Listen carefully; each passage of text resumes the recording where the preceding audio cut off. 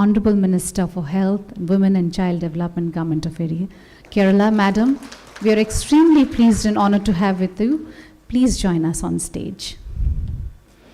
May I invite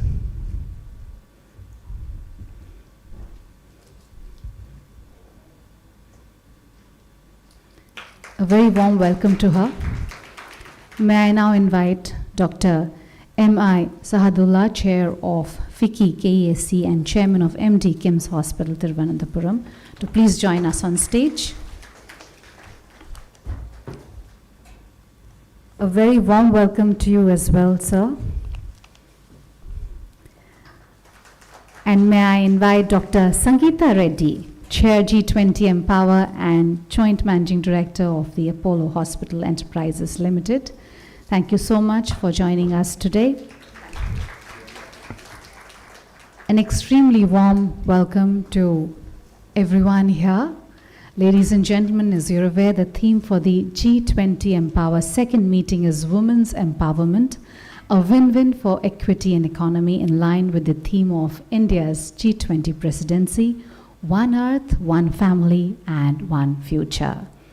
G20 Empower 2023 has a crucial role under the G20, under India's presidencies, to set the agenda for the next phase of development towards economic prosperity, while we place women at the heart of our efforts to achieve a better tomorrow.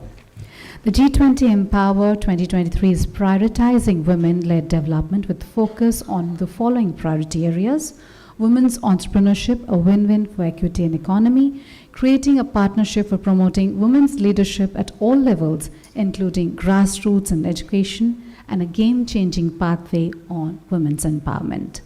And in the words of Kalpana Chawla, astronaut, she says that the path from dreams to success does exist, and may you have the vision to find it, the courage to get on it, and the perseverance to follow it. Ladies and gentlemen, with these positive words and inspiring words, may I now request Dr. Sangeeta Reddy to kindly deliver the welcome address. Over to you.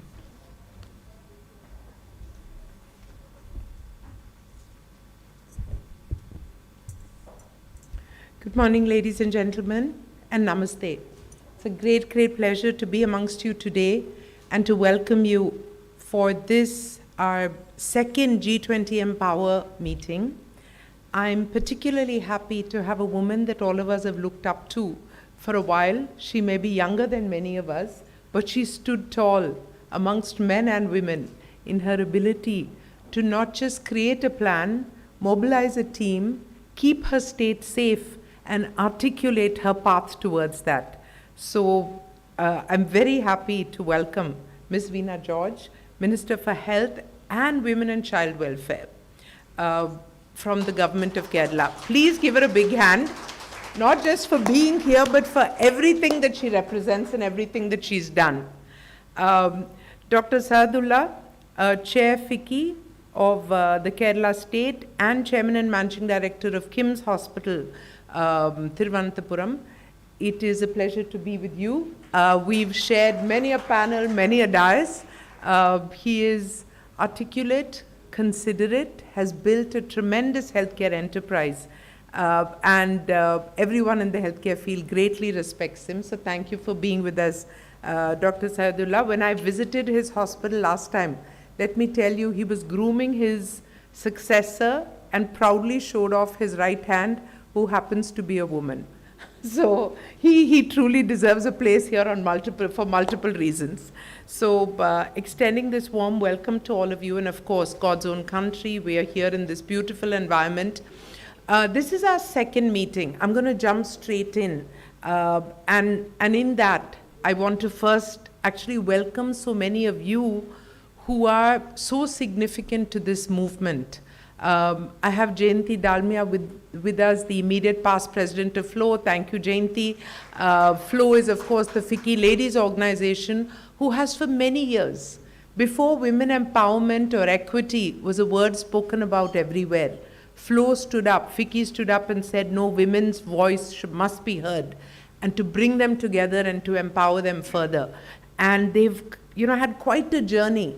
And I want to share one small piece. When I was the President FICCI, I did one thing that I feel very happy about. I did lots of things I feel happy about, but one thing which is going to be part of my legacy of FICCI is that when you go into the FICCI building, on the left-hand side, you will see as you walk up the stairs, the pictures of all the presidents of FICCI.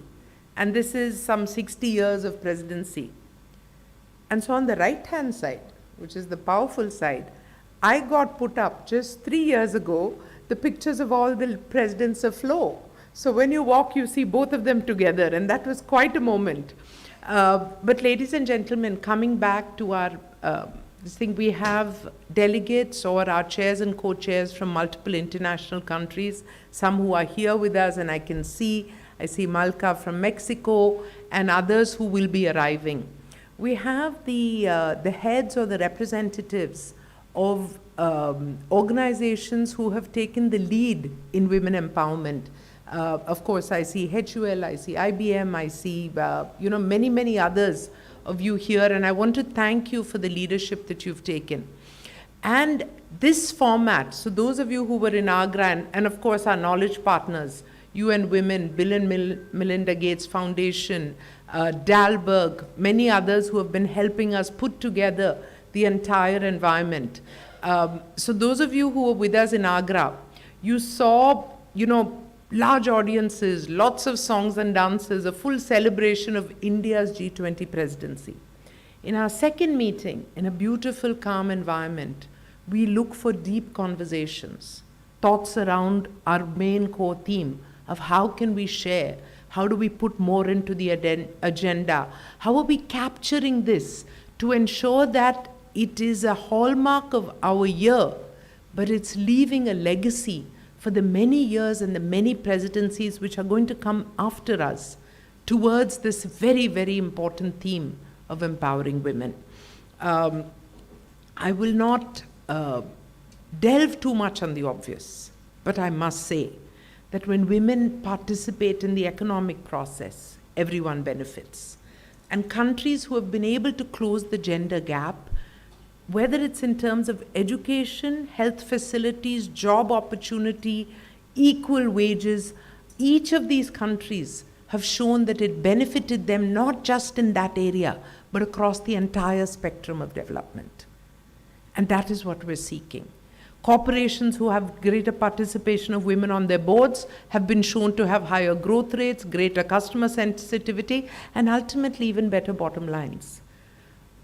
Teams which have women as leaders or good participation of women, or organizations where a woman's voice is heard, have been again more sensitive to customer needs, lower attrition rates, interestingly, and definitely, and I can say this from personal experience, Apollo Hospitals has 56% female workforce.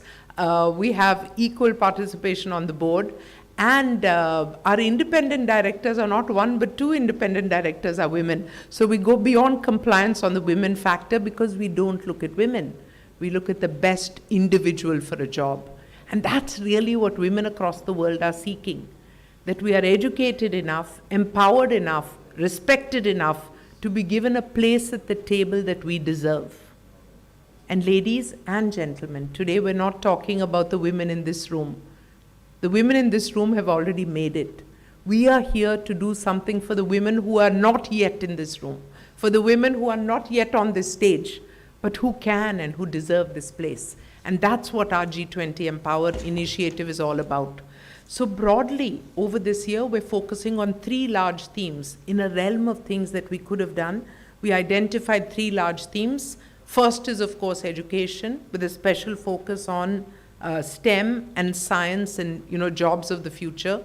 The second is on empowerment, and empowerment at all levels. So we're starting from leadership in the panchayat, and beautiful case studies go into what is one of Empower's very important agendas, which is to create a playbook. And let me do a small digression to tell you why the playbook. At the World Economic Forum, they said that as per their studies, for women to achieve equal participation in the workforce, to achieve equal participation in the economic engine of the world, to be able to contribute, their calculation was it'll take 150 years. And I've said this before, and I'm saying this again at every forum. Whenever women were told this, do you know what they said? They said, we will not wait. Do you agree? Yes. We will not wait. And so, what we need to do is not only to move towards our steps, but to share these, so that different countries across the world can understand, hey, India did this, it worked well. Let me learn from Brazil, let me carry this to Mexico, let America see this and say, what a great idea, and cross-pollination. So the G20 Empowers playbook is an encapsulation of best world-class SOPs that countries across can follow. So many of these go into that. So education with a focus on STEM, empowerment, and in the empowerment in the playbook, India's work on women in panchayat, women sarpanches, women asha workers, women in extreme areas. In Agra, we honored a women postmaster. We celebrated the fact that the largest number of female pilots in the world come from India. So these are the kind of things where you never expected to see women in that workforce. You're finding them now. And these proof of concepts will go into inspiring stories, which are on our website. And the reason I'm sharing all this with all of you is that we're requesting you to collaborate, to participate, to contribute. Tell us those stories, tell us those best practices, so that the world can share and the world can know what we're doing. So beyond empowerment and education, the last one, which is critical, is entrepreneurship. So driving the economic engine and the equity barometer is entrepreneurship. So MSME, what do we need to do for financial access and financial inclusion? What are business acceleration thoughts, ideas, training programs? Under these three pillars, we have created working groups and strategic initiatives. Two of the strategic initiatives will be shared with you, and we have, I'm really happy that we have Rekha Menon heading our Women in Corporate, along with Anu, who is here from HUL, who's been a great leader. We have Nivriti Rai from Intel, who along with an outstanding working group has taken something which was a passion for me and are converting it into a reality. And that is our digital fluency platform for women of the world. This will be India's gift to women of the world. But interestingly, we're only creating the platform. The content is now coming from everywhere. Russia said they would do something, and another country said they would do another. And now our platform is going to be in 120 languages, AI-enabled, flexible to different personas so that it can adjust to your academic background and your focus of interest. This platform will be launched in our next program. This program, we will be presenting the platform. And we look forward to your inputs, to your knowledge contributions so that we can make this powerful. I could go on talking about the many things that we're doing, but we want to hear from all of you. We want to celebrate what each of you are doing, and we want to hear from our minister who is in a hurry. So I'm going to conclude. I have 2 more days with all of you, and I look forward to sharing. I just want to, kind of end by sharing this statistic, which is the World Bank's Women Business Law 2022 report, which said that 2.4 billion women of the working age are not afforded equal economic opportunity. And in 86 countries, women face some form of job restriction, and 95 do not get a guarantee of equal pay at work. These are deep and very painful realities. And there's another one that anyone who's interested, Mr. Keshavan, who's one of the country's authorities on the agri sector. And when I asked him, what is the participation of women in agri? And he said, if you take the official number, it's anywhere between 12 to 17%. And if you take the true number, it's upward of 60%.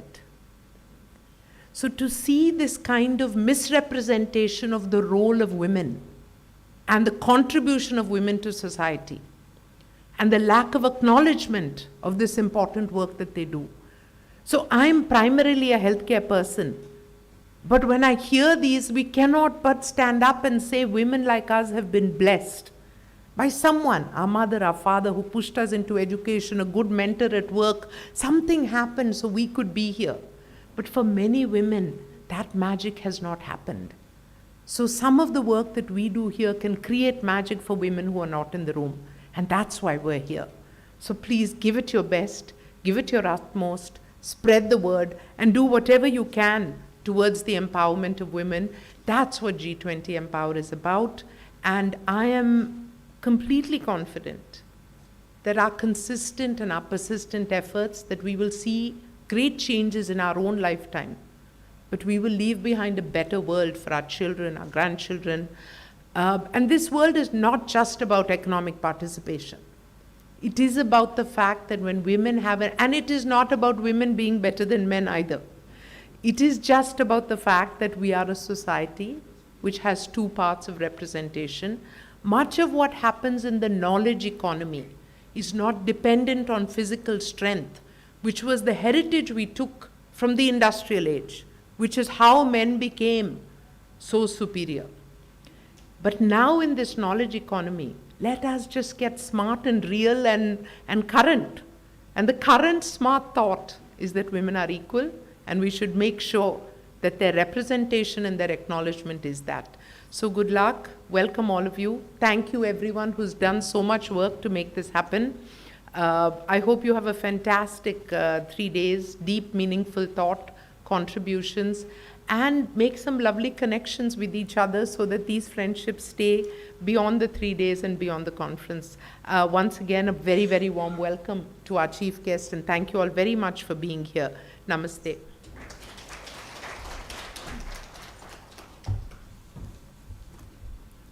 Thank you, Dr. Reddy, for your warm welcome address. Your passion is reflected in your words, and you stressed on women's partnership and participation to create a better and holistic economic environment. Ladies and gentlemen, we are extremely pleased to have with us the gracious presence of our Honorable Minister, Ms. Veena George. She represents the Aranmula constituency in Kerala, and as a former eminent journalist, she is extremely well versed about the problems and challenges faced by women, and hence has been spearheading many successful policy implementations in this field. Post-COVID, she has led many pertinent initiatives to combat the post-COVID challenges in the state. So with these words, it is my honor and pleasure to invite Honorable Minister and requesting her to kindly deliver the keynote address.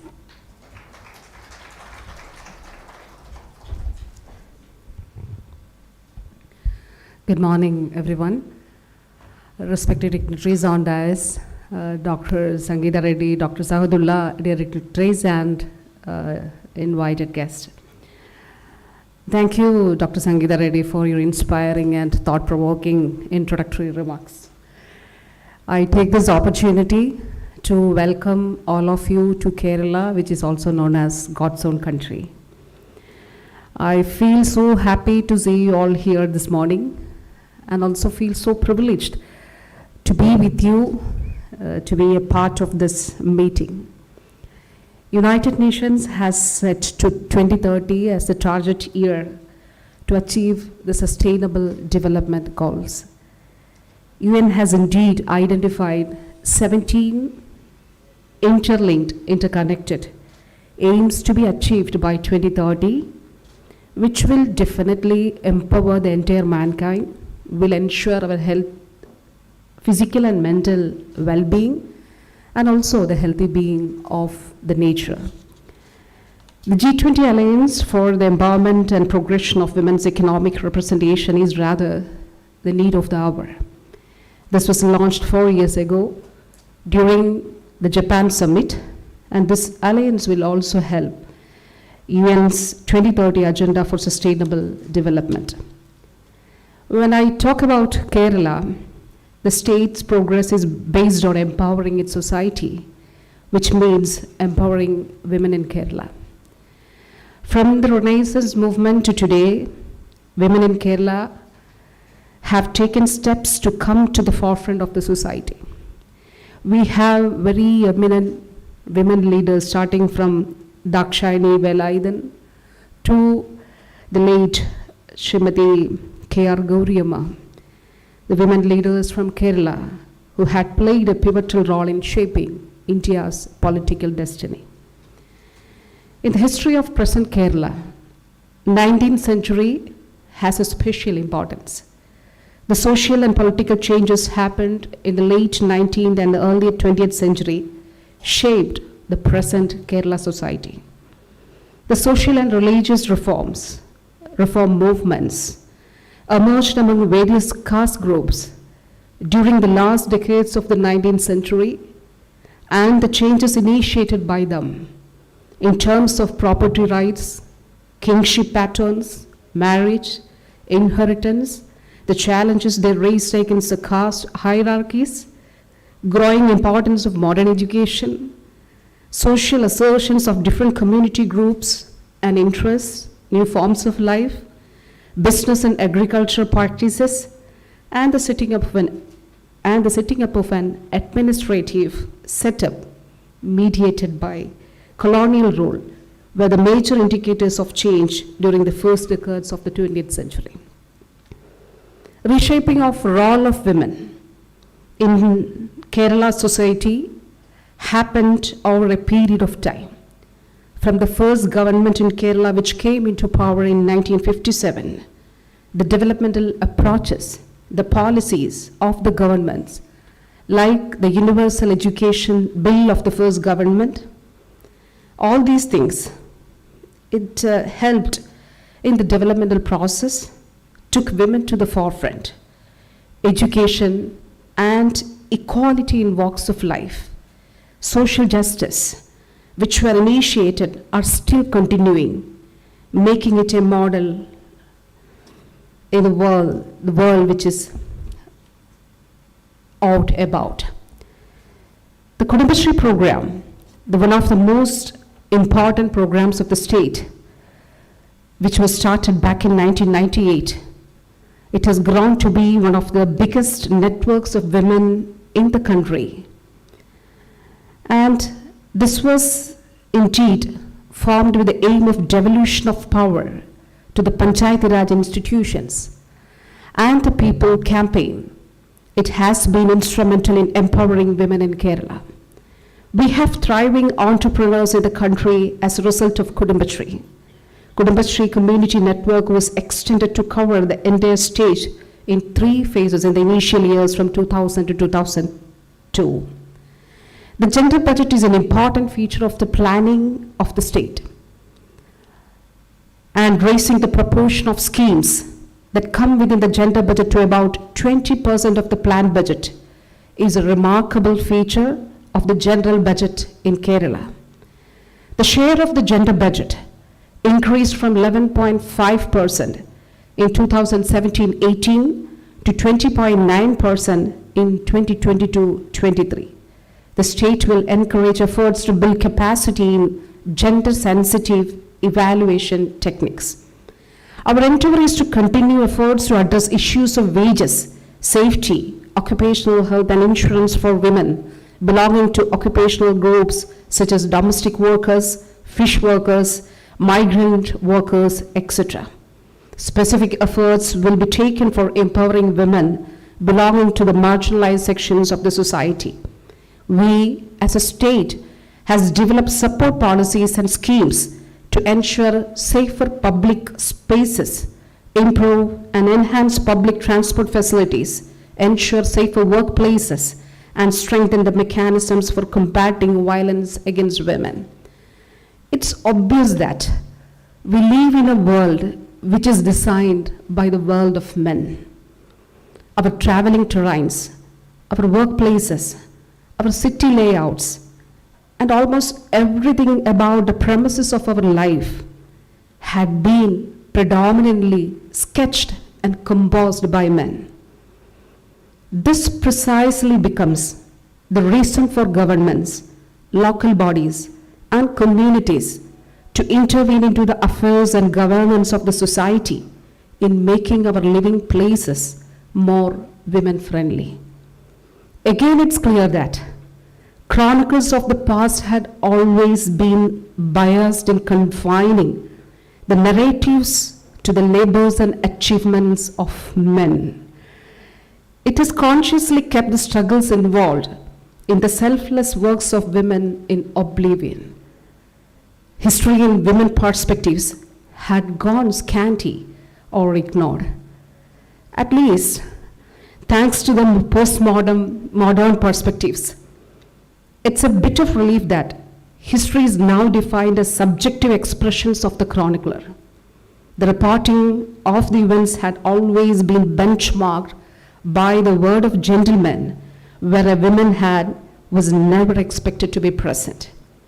We have to closely analyze and evaluate how the constitutions of the countries, which insist on equal opportunities for women, is getting executed into the personal and societal lives of women. We have a blink of hope, as the present times had witnessed an advancement of women presence in the higher education sectors.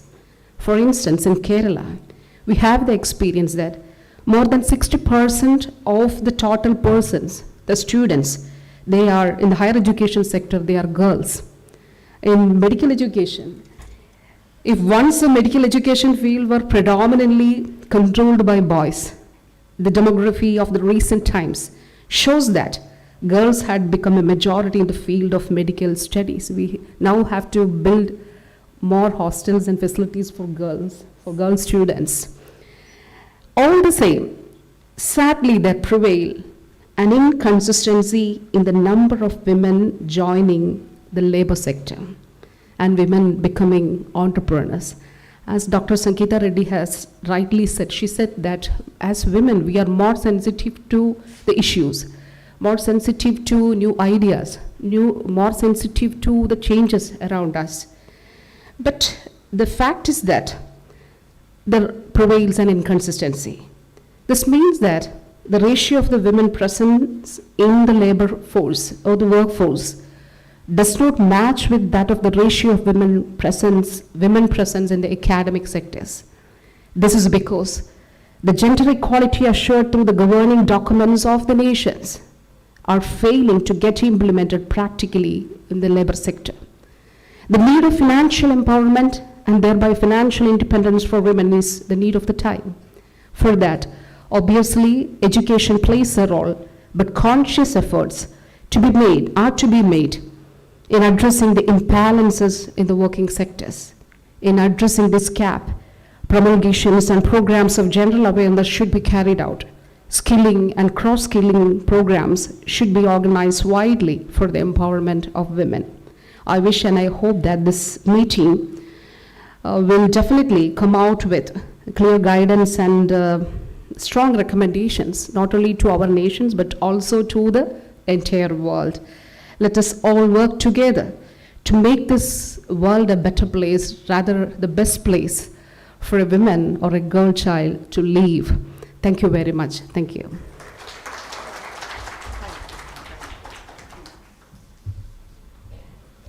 Thank you, Honorable Minister, for your extremely noteworthy keynote address. You shared with us the state's initiatives in empowering and reshaping women's roles in the state's economic as well as socio-economic growth story and its overall well-being. Ladies and gentlemen, I would like to now invite Dr. M.I. Sahadullah, requesting him to kindly make the concluding remarks. Over to you.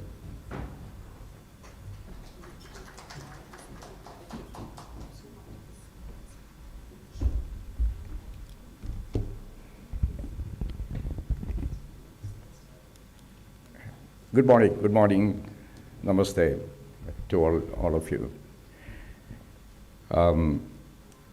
Honorable Minister, Ms. Srimati Veena George, and Dr. Sangeeta Reddy, the previous FICCI chairman and now the chairman of the G20 Empower, and all the other guests, speakers, and women entrepreneurs from various parts, G20 delegates, all of you once again. I'm really happy to extend on behalf of Kerala FICCI a warm welcome to Kerala.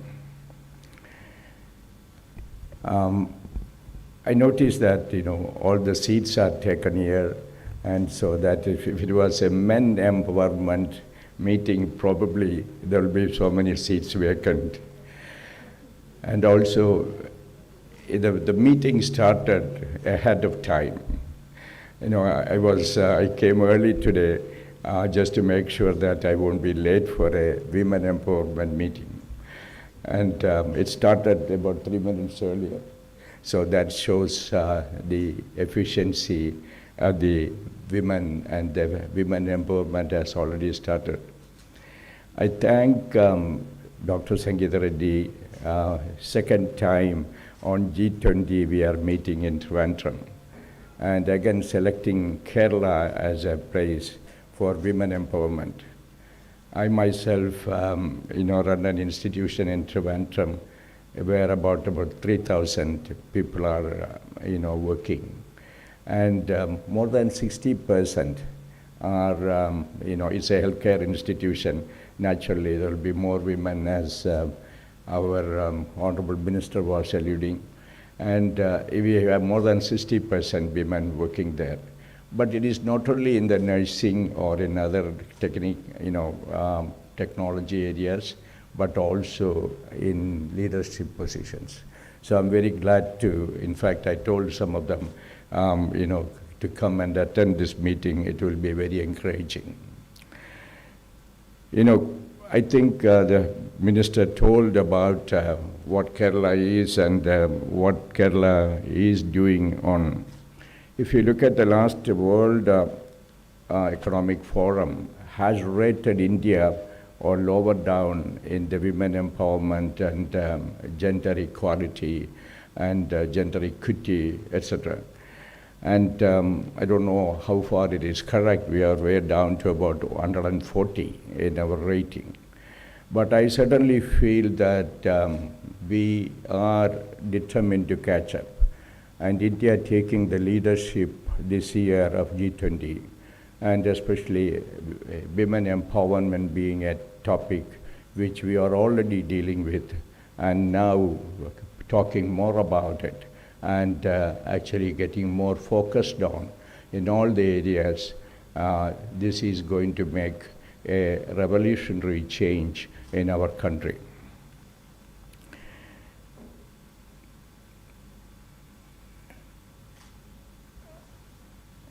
The G20 presidency, in fact, pave a very inclusive and action-driven alliance among businesses and the government to accelerate the women empowerment.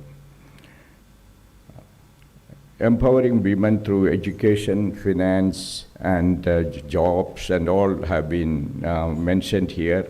And the only thing which I may touch upon that is only the social reforms. I think the society and the community relations in general, not only in Kerala and in many states, are disintegrating in my view. And that make women more suffer in whatever form. And that is an area the social scientists and the policy makers may have to give some thought to. In Kerala, as it is mentioned, that the literacy rate is 96.2, and that is highest in the country. And that is female literacy rate, and male literacy rate also is highest. In fact, India government has adapted many programs, Beti Bachao, Beti Padhao, that is Save the Girl Child, Educate the Girl Child, and also the online platform for women entrepreneurship, and are great initiatives. The women-owned businesses in the last year in India has grown about 16 to 20%. And so that it indicates that their capability for entrepreneurship is nowhere behind men at all. Kudumbashree has been mentioned. I think it has really caused a good change, a revolutionary change in the middle income group women, and in education, in financial support, in finding jobs, and also helping the society. And I think Kerala is really need to be appreciated on that respect. And from time immemorial, I think I've gone to outside various parts of the country. Wherever you go, the Kerala nurses were very sought after. The Kerala teachers, were also sought after. Even African countries, most of the schools you will have Kerala teachers. And later on now, Kerala IT professionals, women are all employed outside, not only in the developing countries, but also in well-developed countries. In the last year, actually, Kerala has promoted about 135,000 entrepreneurship, and about 20% of them were by women. It's a very, very heartening figure. Of course, we have to catch up. We have to go much forward to reach that 50% equality level, which we mark as the international benchmark in various parts of the world, or wherever we call as the advanced countries. I think we may have to gallop in this process of women empowerment to reach that number. And I feel that, utilize technology to increase the women's access to education and job opportunities. And they are good at it in technology and digitalization. I think that will be a good tool to use it. Create mentorship and networking program for women in various industries, and industry participation in women empowerment will be very essential, and that will all accelerate our growth to reach our target. Increase funding and resources for women-led startup and small businesses. It's already happening, but I think it has to happen in a very organized fashion. Encouraging men, so I think only a few men are here, so I can boldly say that. Encouraging men to become allies in the fight for gender equality by promoting men's involvement in initiatives that empower women, not only in the arena, general arena, but also at home. And that's the mindset perhaps Kerala needs a lot, in my opinion. Investing in women entrepreneurship is essential for equity and economic growth. I think as the CEO of Facebook, I suppose, Sheryl Sandberg said, in future, we should not talk about men leaders and women leaders at all. We have only leaders, and that will consist all the people. So I'm positive that this G20 meeting, and again, I really appreciate the government of Kerala and also the delegated authorities and chairs like Sangeeta Reddy, for bringing these across the country. Agra was the first meeting, and here is the next meeting, because this all will really gather the momentum. And already, actually, last couple of weeks ago, we had another meeting by Thai Kerala about the women empowerment. So I think it's happening. And so thank you for bringing, and I'm sure it will be really fruitful. I would also like to express, Ms. Veena George, Honorable Minister for Health and Welfare, and family welfare, for really coming. And we always work with her on FICCI Kerala on various aspects, and whichever way we can support the government, FICCI is always ready and available. And I think there is a lot of deliberations which are going to come. And so these deliberations should be more practical and implementable in a very soon, in a near future, and that will be the aim for all of us. So let us work for that, and wish you all a couple of days of good deliberations here. Enjoy the rest of the program. So thank you. Bye.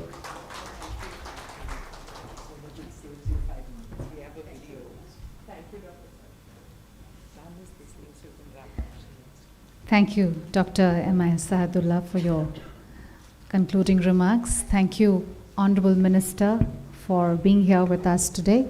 So, ladies and gentlemen, with that, we conclude the inaugural session. Now, we will be taking a short tea and coffee break. May I request everybody to kindly join us back in the next 15 to 20 minutes for our first session. And also, if I may just remind you, we have our hashtag, which is G20 Empower. Hashtag G20 Empower. So please do use this hashtag when you post your photos or your suggestions related to the program on social media. See you back in the next 15 to 20 minutes. Enjoy your tea and coffee break.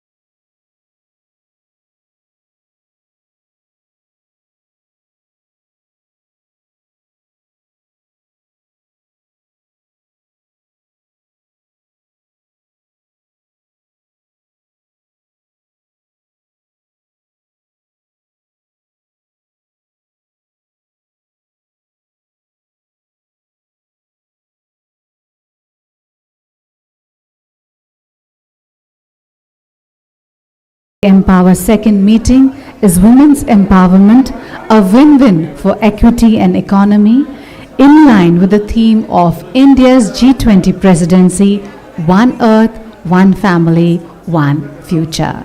The G20 Empower 2023 has a crucial role in G20 under India's presidency to set the agenda for the next phase of development towards economic prosperity, while we place women at the heart of our efforts to achieve a better tomorrow. It's too much of it.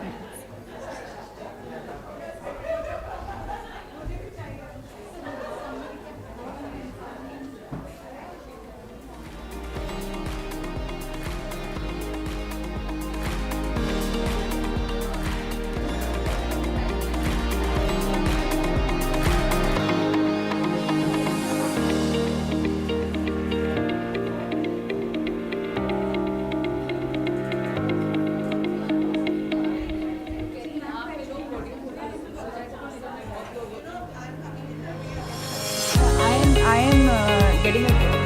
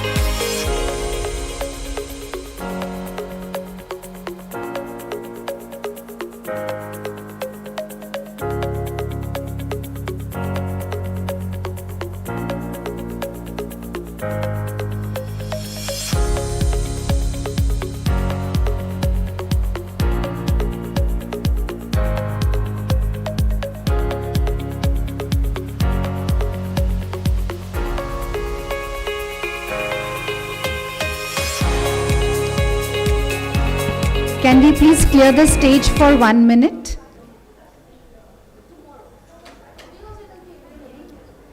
We are just taking a video, so request everyone to please clear the stage. Please wait for 1 minute. Namaskar and a very good morning, ladies and gentlemen. Welcome to the inaugural program of the side event of the second. May I request others not to cross the camera? We're just trying to take a video, please. Thank you.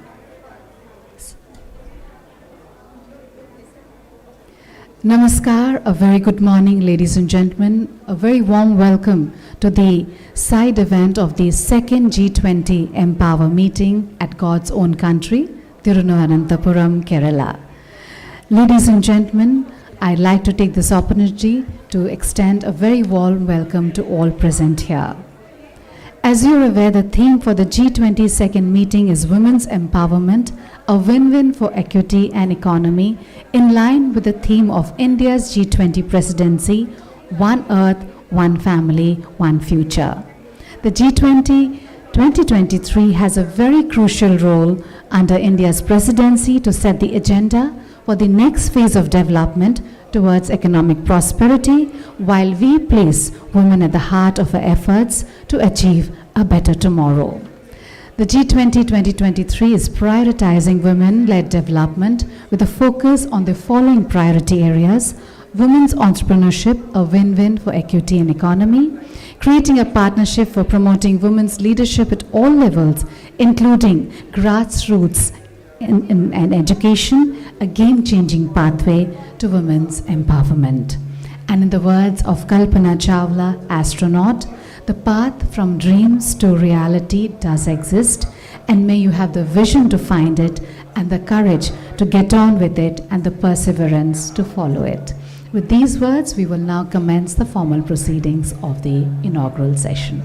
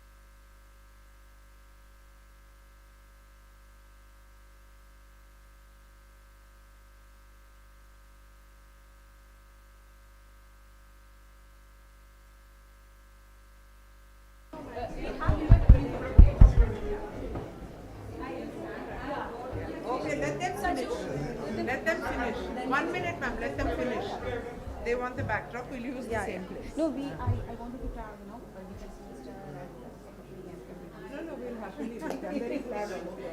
Yeah. And we have a house.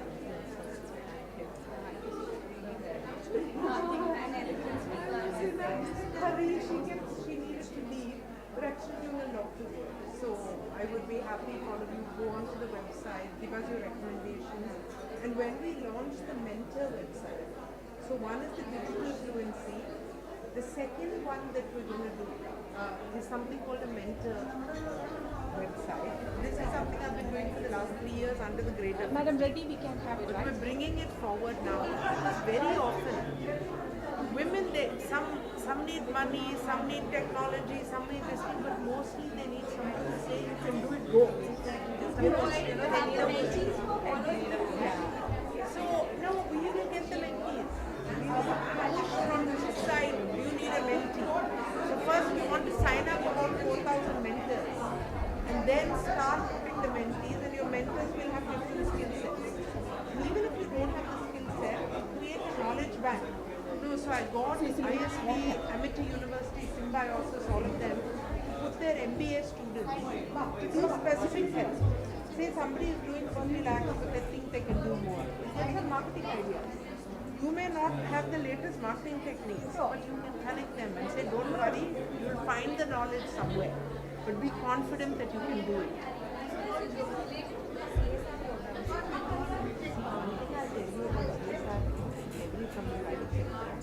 Everybody from the minister to this one asks us for CSR. We have only 8 to 10 crores. And we have our own CSR program. So what is this platform you're talking about? So the mentorship platform, Shafalika Panda is going to talk about it. So that's being spoken about today. If all of you sign up as mentors, that way you can help one woman, 2 women.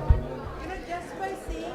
May I request everyone to please take your respective seats. We would like to now start the session. If I may ask everyone to please take your respective seats and settle down as quickly as possible, please. We have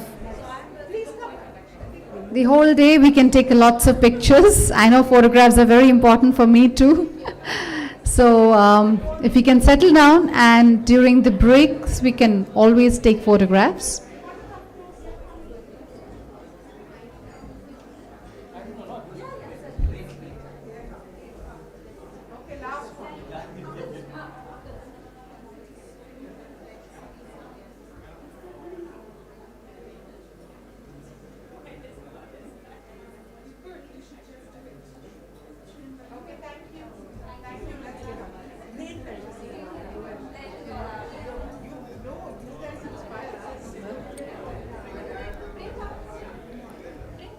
All right, if I may request everyone to kindly clear the stage, please.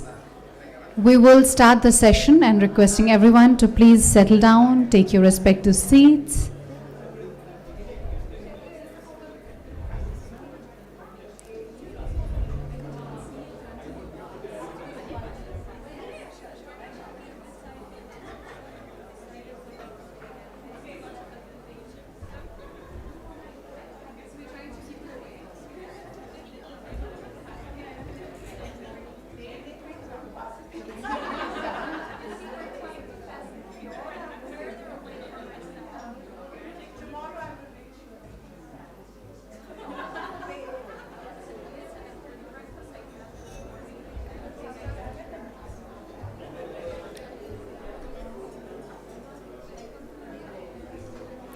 A very warm welcome, ladies and gentlemen.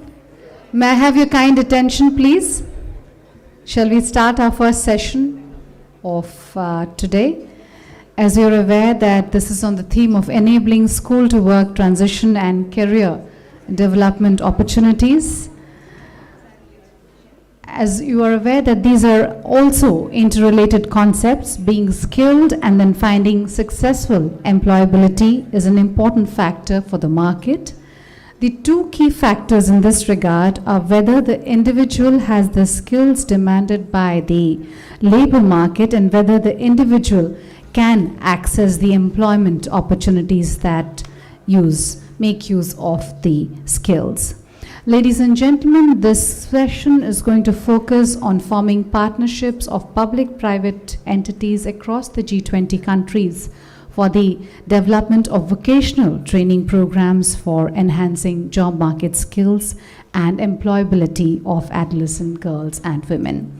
With these words, I would like to now invite on stage our session chair. We have with us Dr. Suresh Reddy, CEO of the SRF Foundation. May I request you to please join us on stage. And ladies and gentlemen, please join me in extending a very warm welcome to our session chair.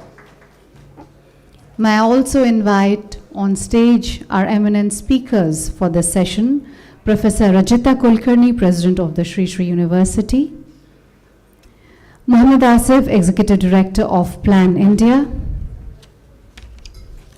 Mr. K.L. Rao, Chief of Social Policy from UNICEF, and Ms. Aradhana Kovala, CEO of Aptamine Partners. Once again, let's have a big hand for our first session of all our eminent speakers who have joined us.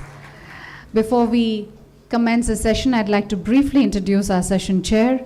We have with us Dr. Y. Suresh Reddy, CSR Lead, SRF Limited, and Head of the not-for-profit organization, namely SRF Foundation.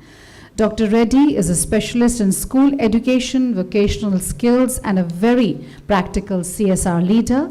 He has skills in the entire project cycle management and building institutions.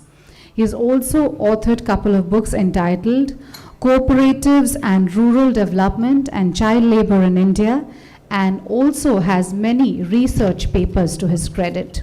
His areas of interest include CSR, school education for deprived, ICT for development, public-private community partnerships, child labor, vocational skills, and rural development.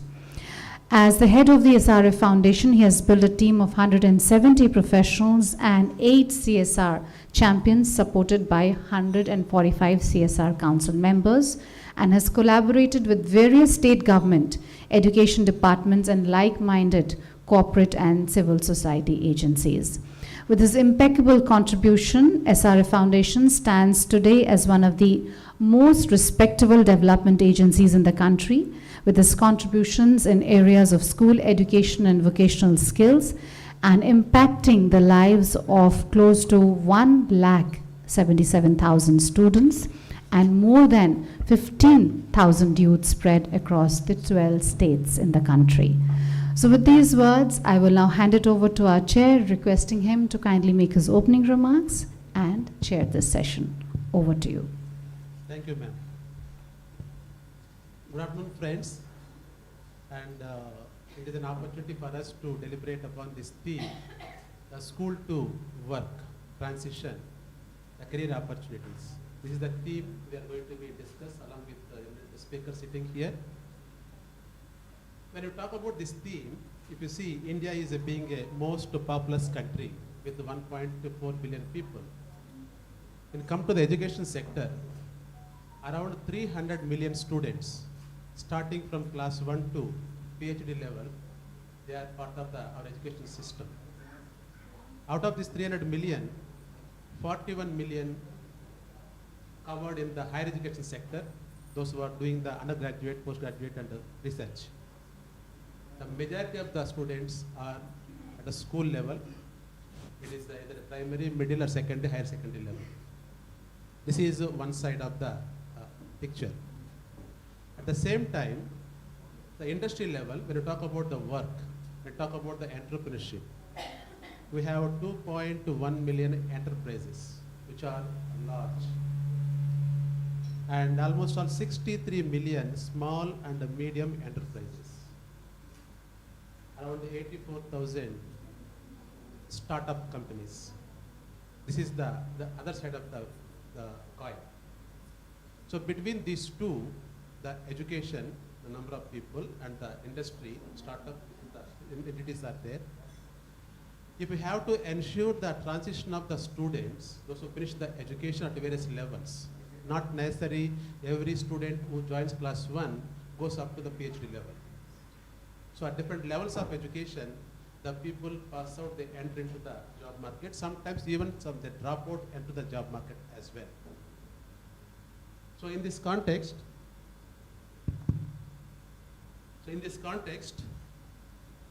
how do you build the skills among the students which are meeting the expectations of the industry?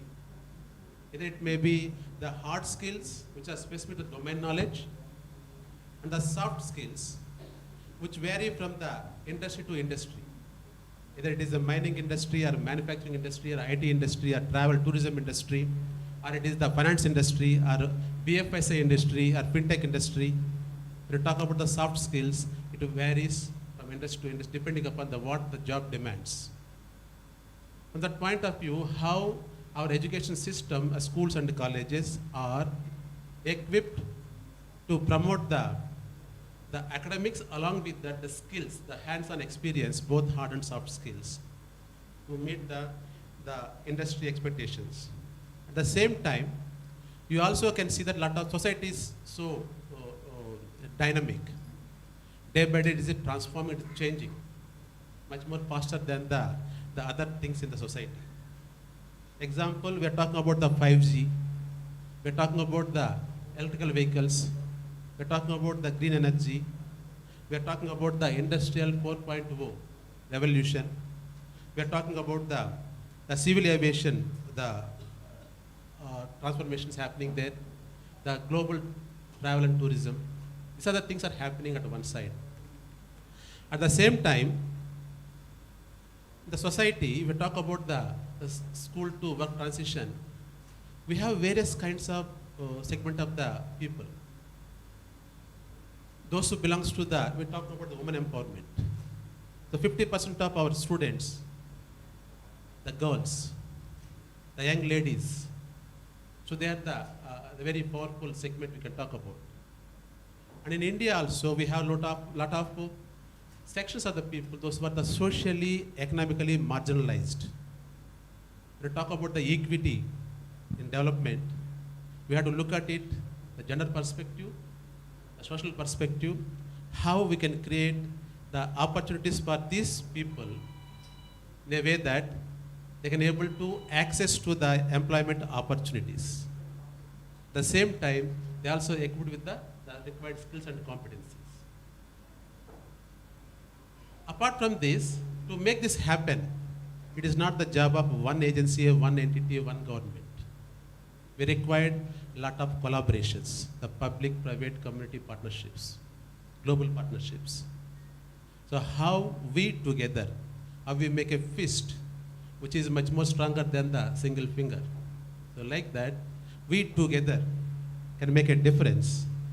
With this initial thoughts from my side, I would like to introduce the fellow panelists here. They are representing different domains. I will talk a little later on that. So start with the Professor Rajita Kulakarni. She is the president of Sri Sri University based in Bhubaneswar, belongs to the Sri Sri Ravi Shankar, the Art of Living. And she is the one, she is a banker turned into educator, a bestseller author and a global thought leader, as well as a transformational leadership coach. And our leadership, Sri Sri University has emerged as a global center of learning and ranked number 6 out of 25 private universities in India. And under leadership, the university is received many awards like Most Green Campus Award, Most Holistic Education University, Most Innovation University. These are some accolades she brought to the university. And this is the first university in India to sign MOU for knowledge partnership with W20 and G20 under her leadership. And Sri Sri University offers 23 undergraduate courses, 10 postgraduate courses, and 15 research centers it supports, offering the education to the almost all 2,500 students and 300 research scholars as a part of this university. She helps organizations globally achieve excellence in administration, finance, and governance.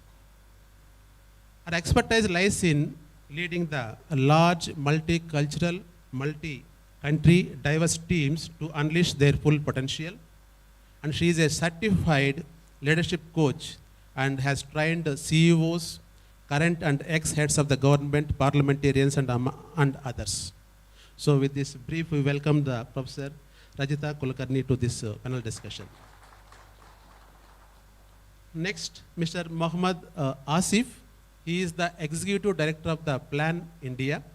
It is the Indian chapter of Plan International, the national NGO based in Delhi. He has been in the sector for more than 25 years with the Plan as well as the Action Aid and the Indian Social Institute. In his journey, he has been handling the program operations and monitoring and evaluation systems for the large-scale programs across the country. Plan as an organization, it has been working in the area of child rights and welfare, gender equity, and social development across 24 states. And he is instrumental to have a tie-up with the Niti Aayog, NACO, CTD, and Ministry of Health and Family Welfare in forging the partnerships for all these interventions what I mentioned earlier. And he holds an MPhil degree in sociology from the Department of Sociology, Delhi School of Economics, and also is a certified project management in global health from University of Washington, and he is also certification in risk management from the Institute of Risk Management, Galgar Bassett in Geneva. Welcome, Mr. Asif, this panel discussion. Now we have Mr. K.L. Rao, extreme left. He started his career as a teacher and more than a decade and a half as a teaching at the various institutions, and he became the management consultant in the area of finances, working with Center for Good Governance, Andhra Pradesh government, and also working with the big brothers, the PwC, Deloitte, Ernst & Young, and advising the governments, 15 state governments in the country, and the Minister of Finance of the Government of India. And also he was guiding the Bhutan, Nepal, Ghana, these are the country governments, and a big project in Bangladesh. And he is heading the UNICEF Chennai office as being a chief social officer, looking after the Tamil Nadu and Kerala. Welcome, Mr. Rao, this little discussion. Now, next to Mr. Rao, Mrs. Aradhana Kovala. She is a global expert and one of the most influential leaders in luxury hospitality, travel, and tourism. And her career has spanned 23 years, spread across 5 continents and 75 countries, and won multiple awards and was featured amongst the 100 most powerful people in global tourism and 25 most influential women in hospitality industry. Today, she is the CEO of Apta Mind. It is a consulting firm based out of the London, and this firm advises to the governments, emerging destinations, public and private organizations on sustainable tourism development. She also sits on various boards. The prominent ones are the Red Sea Global and also the ELAF Group. These are the, and previously she was there, Jones Lang Lasley. She is an advocate of women empowerment, diversity and inclusion, and an activist for education as an agent of change. She spends a lot of her time engaging the presidents, prime ministers, and tourism ministers, lobbying for travel and tourism as a force for good, but through a lens of equity, justice, and mindfulness. An accomplished public speaker and with dozens of keynote engagements every year, she has spoken about gender equality on the TEDx stage and hospitality's great resignation at the Future Hospitality Summit, and also participating in global policy discussions like the World Economic Forum, UN, and the G20. She has read Cornell University in New York, École Hôtelière in Switzerland, and INSEAD in France. Welcome, Aradhana. With these few words, I would like to start with Professor Rajita Kulkarni. She is coming from the higher education background. Like Mr. Asif, he is representing civil society organization. He is a community-based interventions he leads. And Aradhana can bring the global perspective in the school to work transition. And Mr. Rao can bring the perspective of the UN agencies, how it enables the various government departments. To start with, Professor Rajita, and just you can brief about the university and what you do in the area of the vocational skills and equipping the skills and competencies among the students at higher education level, please. Thank you, Mr. Reddy, for your opening comments, and thanks a lot for G20 Empower to invite us here and be part of this working group meeting over these next couple of days. I think it is a force to reckon with, and what will happen here, I think, is going to create a big snowball effect. In fact, Sangeeta ji, I can't see you if you are here, but we were discussing in the morning, and she was saying that we would like for the sharing here to be positive and to be of a practical, actionable nature, so that that can become small tips and ideas for a success transfer. So I will keep my sharing on those lines. So as you said, Mr. Reddy, actually we are a multi-faculty, multidisciplinary university, close to 3,000 students now. And what I'm very proud to say, that almost 52% of our students across undergrad, postgrad, and postdoctoral, doctoral programs are girls. About 53% of our faculty and team are women. About 48% of our STEM students are girls, and about 40% of our leadership is women. So one thing is for sure, that we have the intentionality to ensure that we are an equal and equitable organization. We owe our parentage to the Art of Living Foundation, like you introduced. And even in the Art of Living Foundation, we run close to 902 free schools in India, with about 95,000 children getting free education, most of whom are first generation learners, and about 54% of them are girls. So these are girls in whose family no one ever went to school before, and they come from about 22 states of India. So our experience in education is urban and rural. In the schooling space, with close to 130,000 students, and then the higher education space, the university, which I am representing here today. So a lot of discussion happens in our country, and you shared also some data about why the transition from higher education into the workforce becomes a challenge. And it is indeed true today. I mean, think of so many of us, or even in our homes, a child or a nephew or a niece comes out, say, with a BA English degree. Now, what kind of a job this person should get? BA English. Or comes out with a BSc microbiology. If doesn't want to take a chemist job in a lab, what kind of a job this person should take?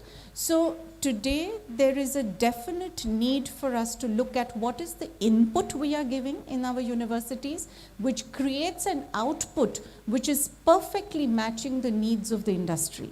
And that is something which in the education field, I think all of us in India are definitely looking at, and the new education policy is a big catalyst for us in India to move in that direction. I'll share a few things which we as a university do. And being a young university, we are just 10 years old, and as you know, building a university is a multi-decade, multi-generation effort. So we think of ourselves as a startup university, and that's why we have the advantage of being nimble and agile. So a few things that we are doing. Number one focus is on course curriculum development. What are we teaching, and is that what industry needs? So a few things we have done on this.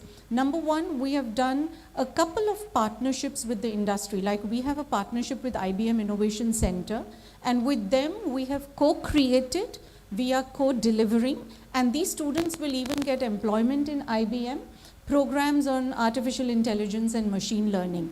Now this is such a joint partnership that from the word go, what we are teaching the student in our classroom is really what in 2 years IBM can take as an output to employ in their company. So this is a good example. It is kind of working very well for us, and we are looking to do more such partnerships. So this is one example where you can co-create programs. The same we have a program with the National Stock Exchange on capital markets. So it's a co-created, co-delivered program. There people also come to deliver along with our faculty, and our students then have opportunities in the capital market. So this is number one example. This eases the challenge in transition. Number two, so if you look at education, we need to create knowledge, expertise, we need to give skills, and we need to create attitude, character, personality, all that put into one bucket. So in the knowledge space, the second thing we are doing is where we can't do such full-fledged partnerships, we are offering value-added skill programs.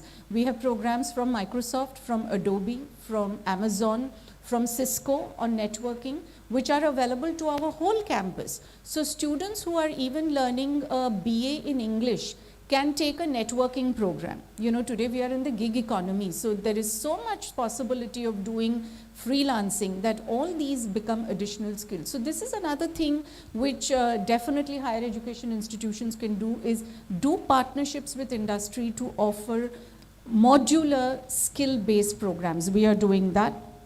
Number three, where these two are not possible, how you design the curriculum. So our every program, every faculty, whether it's management studies or architecture, agriculture and so on, has academic councils, board of studies, where we have people from the industry on the board. And every curriculum design, they have an input in it. So they comment and say, you know what, you're teaching this is not really of much use now, you change it. So the input from the industry in form of curriculum design then defines our program outcomes, course outcomes, and therefore our competencies that get then built for students. Why this is important, again I'm saying, is because our input should become the output which the industry wants. So these are few things we are doing. Also in our university, our core DNA is to create not just job seekers but job creators as well. So we started our own incubation, Shish University Incubation Center, in the last 4 years, out of which we lost 2.5 to COVID. We've incubated about 120 startups. We are incubating and supporting 120 startups. So we are teaching students even how to start their startups, and we allow them to start while they are on campus, so that we can mentor them, support them, and nurture them through the initial tough years. So that is another thing which is easing, because though we as a country are growing at a certain rate of economic growth, the truth is that jobs are not so easy to find. So what can we help students become job creators themselves? So that is another big focus for us. There are more things, but I'll talk a little bit about the attitude part, because that is important. Our core values of the university are learn, lead, and serve. Serve is an important part, to contribute. Once a student studies and goes into a work environment, he's supposed to have sort of multi-generational adaptability, multi-stakeholder sensitivity. But how does he learn that when all he's doing is meeting his own friends, that also on Snapchat or Instagram? So doing seva, as we say in India, is a very integral part of our college campus culture.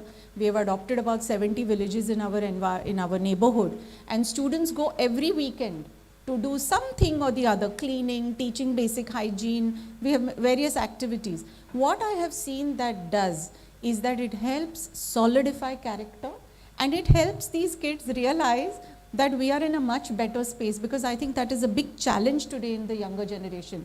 They are in such a deep space of discontentment of what they don't have, that also impedes their confidence. And I've seen this is really, it helps building their confidence, building their character, and that I have seen also therefore helping them in making their transition. And lastly, I think what we need to do as institutions is create platforms for students, create networks for students, and give them mentorship opportunities, which is all three very, very critical focus areas for us. For women specifically, we have a women's leadership forum.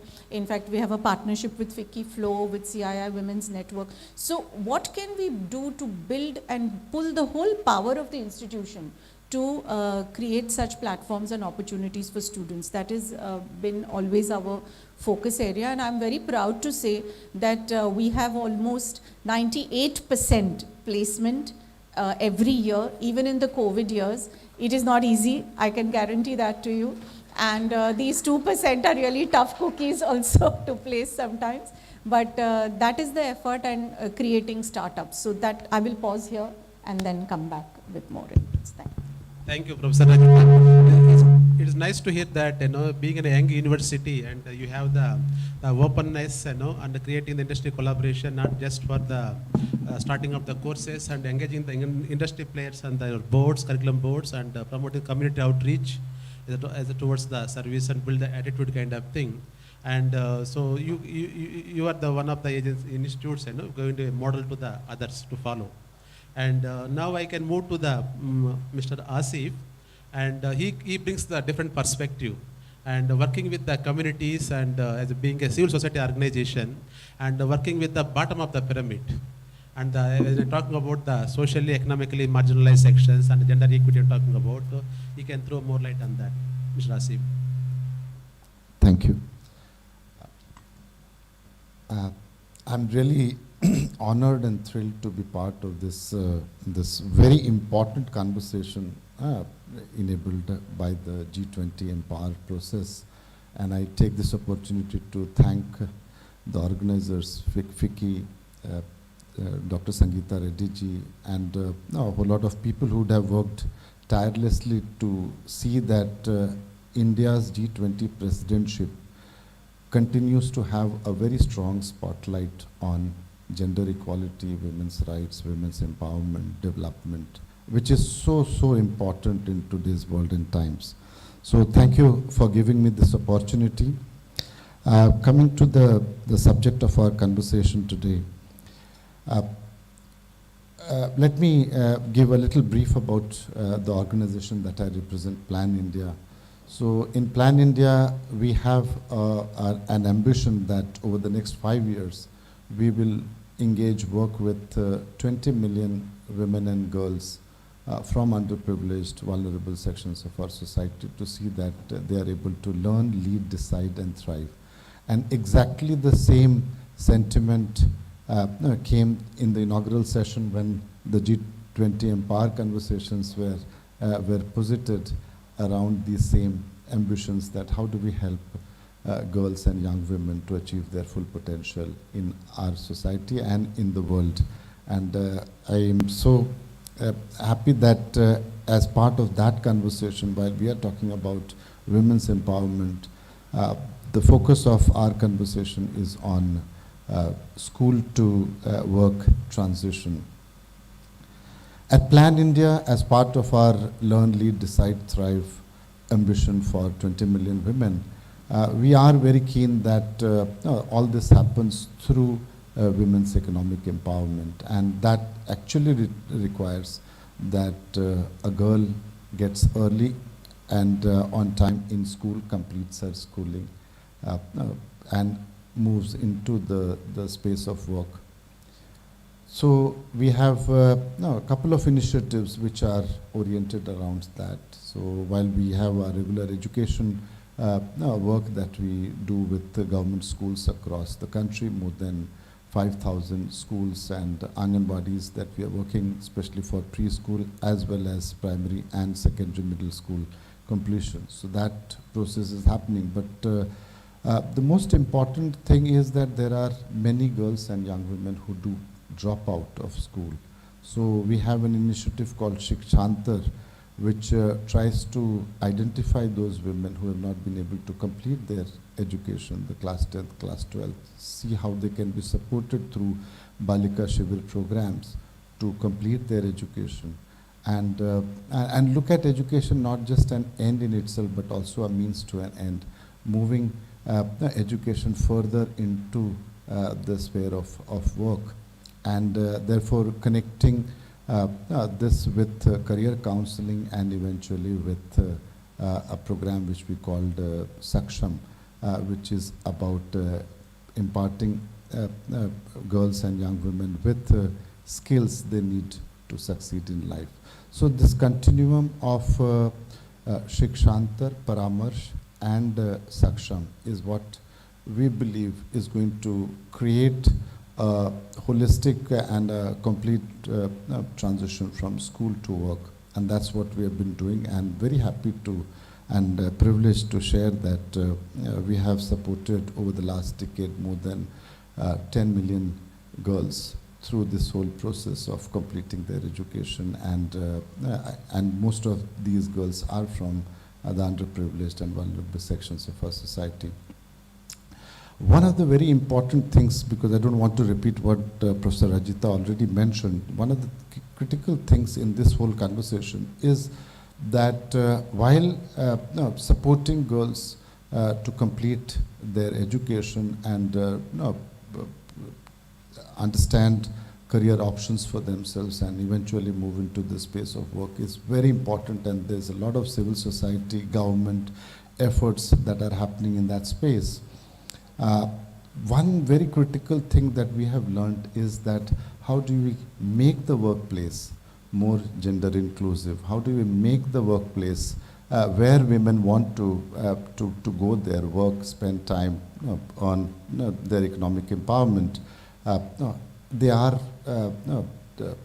truly inclusive, that they do provide the space that the woman and the needs to be able to achieve her full potential in the space of work. And that's a big transformation that's happening.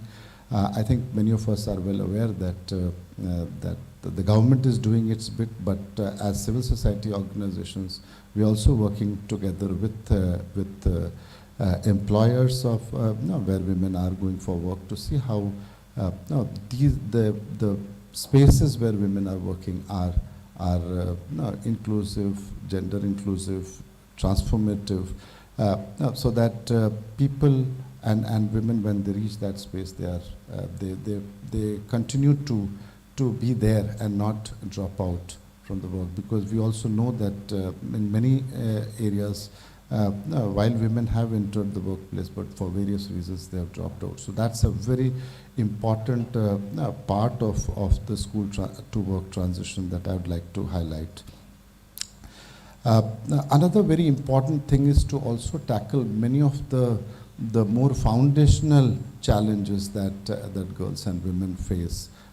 Again, very happy to kind of share that while the government has been doing a lot of work through, and earlier we did recognize this about Beti Bachao, Beti Padhao, Skills India, Digital India. So all these initiatives are very much in play.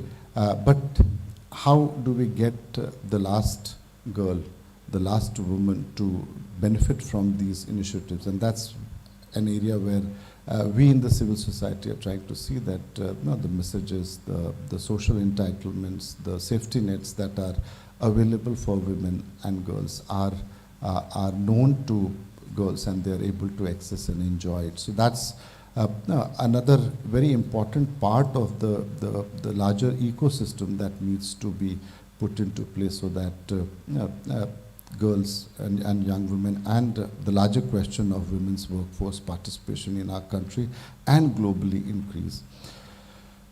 Coming to two additional points I wanted to highlight at this point is one is creating peer-to-peer support systems is another very important thing, that an effort that we are trying to do so in villages, in urban slums, especially where most of the underprivileged and vulnerable women and girls reside.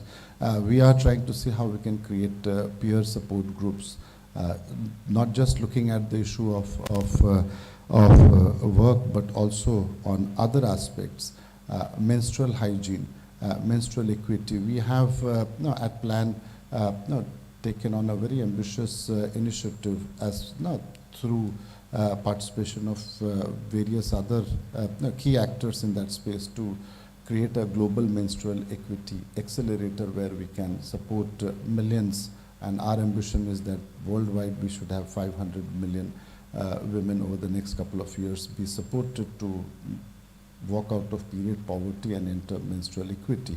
And in India we have a similar kind of ambition, and that's an area where we are trying to work. And there we feel that the peer-to-peer support groups become very important. And why I'm highlighting on this point about menstrual equity and many other reproductive challenges that women face because of various issues is that this is also very closely connected to the question of transition from school to work. And I feel that until unless we have a much more holistic view of this whole process, and not just looking only in the sphere of education or women's education or girls' education, or looking into the sphere of workplace satisfaction that and support and safety nets that women have at the workplace. We also need to look at other aspects, especially around health and well-being of women. So overall, there is a lot that's happening, but much more needs to be done. And this reminds me the point that earlier Dr. Sangeeta Reddy ji mentioned, that women can't wait. And this was exactly a girl in one of the villages where I was doing a community consultation. And she said, no, we were talking about the process that plan my organization has towards deciding on a project. And she said, but I don't have that much time. I need things, so you better be much faster in your internal organizational processes, because time is of essence to us. And I think the G20 Empower process, through the leadership that's been provided to it by colleagues like Dr. Sangeeta Reddy ji, I think it's important to push very hard, be much more nimble, agile, as Dr. Rajita just mentioned, in terms of taking decisions so that we are able to support, enable, empower, equip millions of girls and young women who are waiting and who are eager to move the journey from school to work. So I think with these, once again, thank you for giving me the opportunity. And I take the opportunity to thank all people who have come here, particularly my women colleagues, to be here in this conversation. I feel deeply honored and privileged to have the opportunity to share my and Plan India's point of view on this very important subject. Thank you.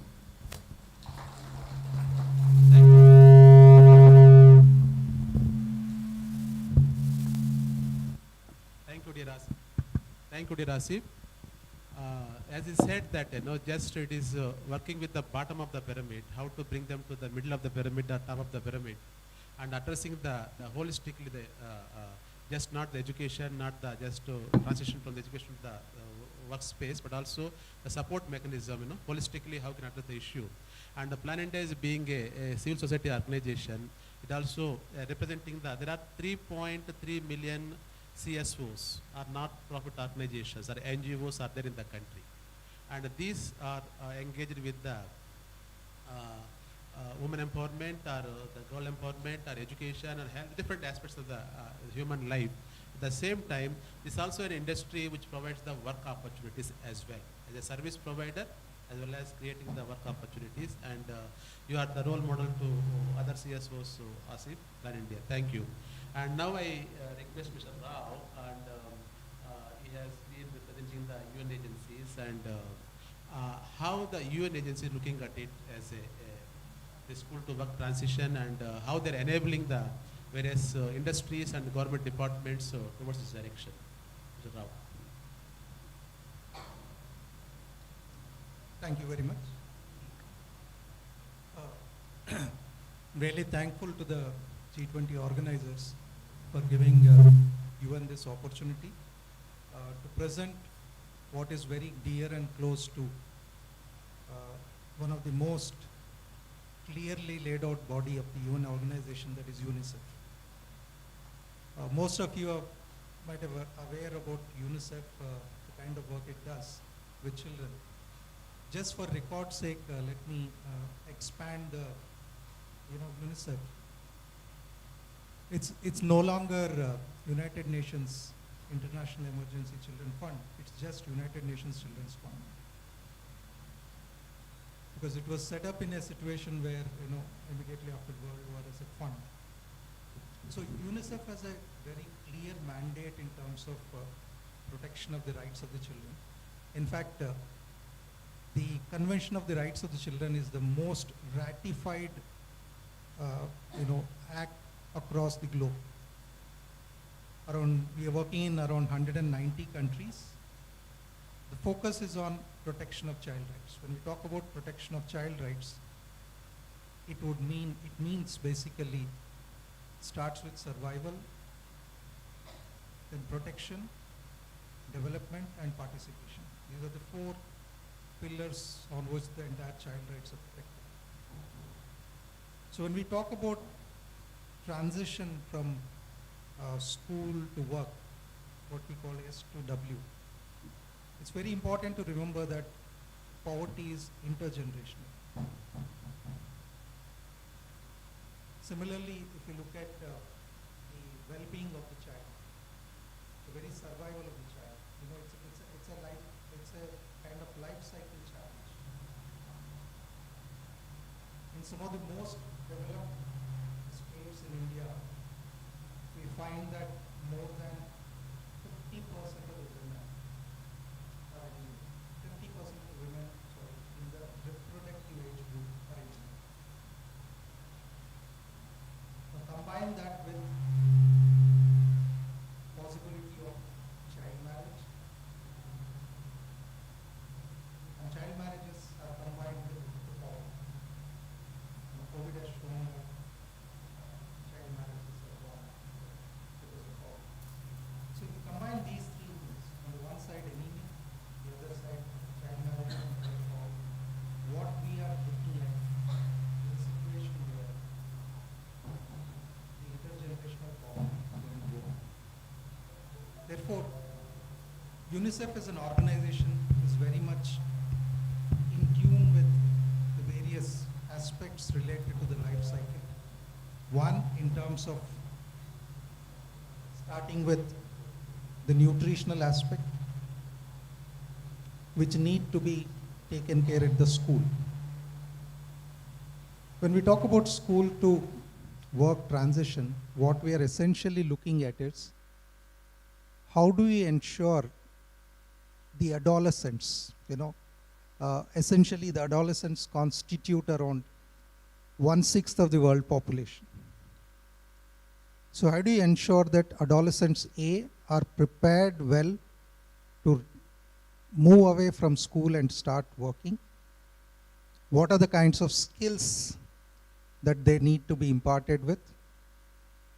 How do you ensure among these children, we have seen that at different stages, especially women, especially girls, class 8th, 10th and 12th, those are the points at which they drop out of school. How do you ensure that enough incentives are created so that children, when they're transiting from one class to another, it is not the academic performance that matters, but how the life skills that are required for survival, even if they drop out, how do they transit to a work situation where enough opportunities are created? So UNICEF essentially works in 6 areas: health, education, nutrition, WASH, child protection, and social policy. In each of these areas, there are clear-cut laid out outputs and clear-cut laid out theory of changes. Across these 6 areas, gender and equity are 2 important aspects that are given into consideration. When we look at gender, it's much beyond a binary. Similarly, when we look at equity, it is intersectional between the gender and economic empowerment. UNICEF as an organization works at the intersection of, on the one side, the civil society organization, on the other side, government. So we raise concerns, we raise issues with the government so that in their policy making, they take up these issues and take it forward.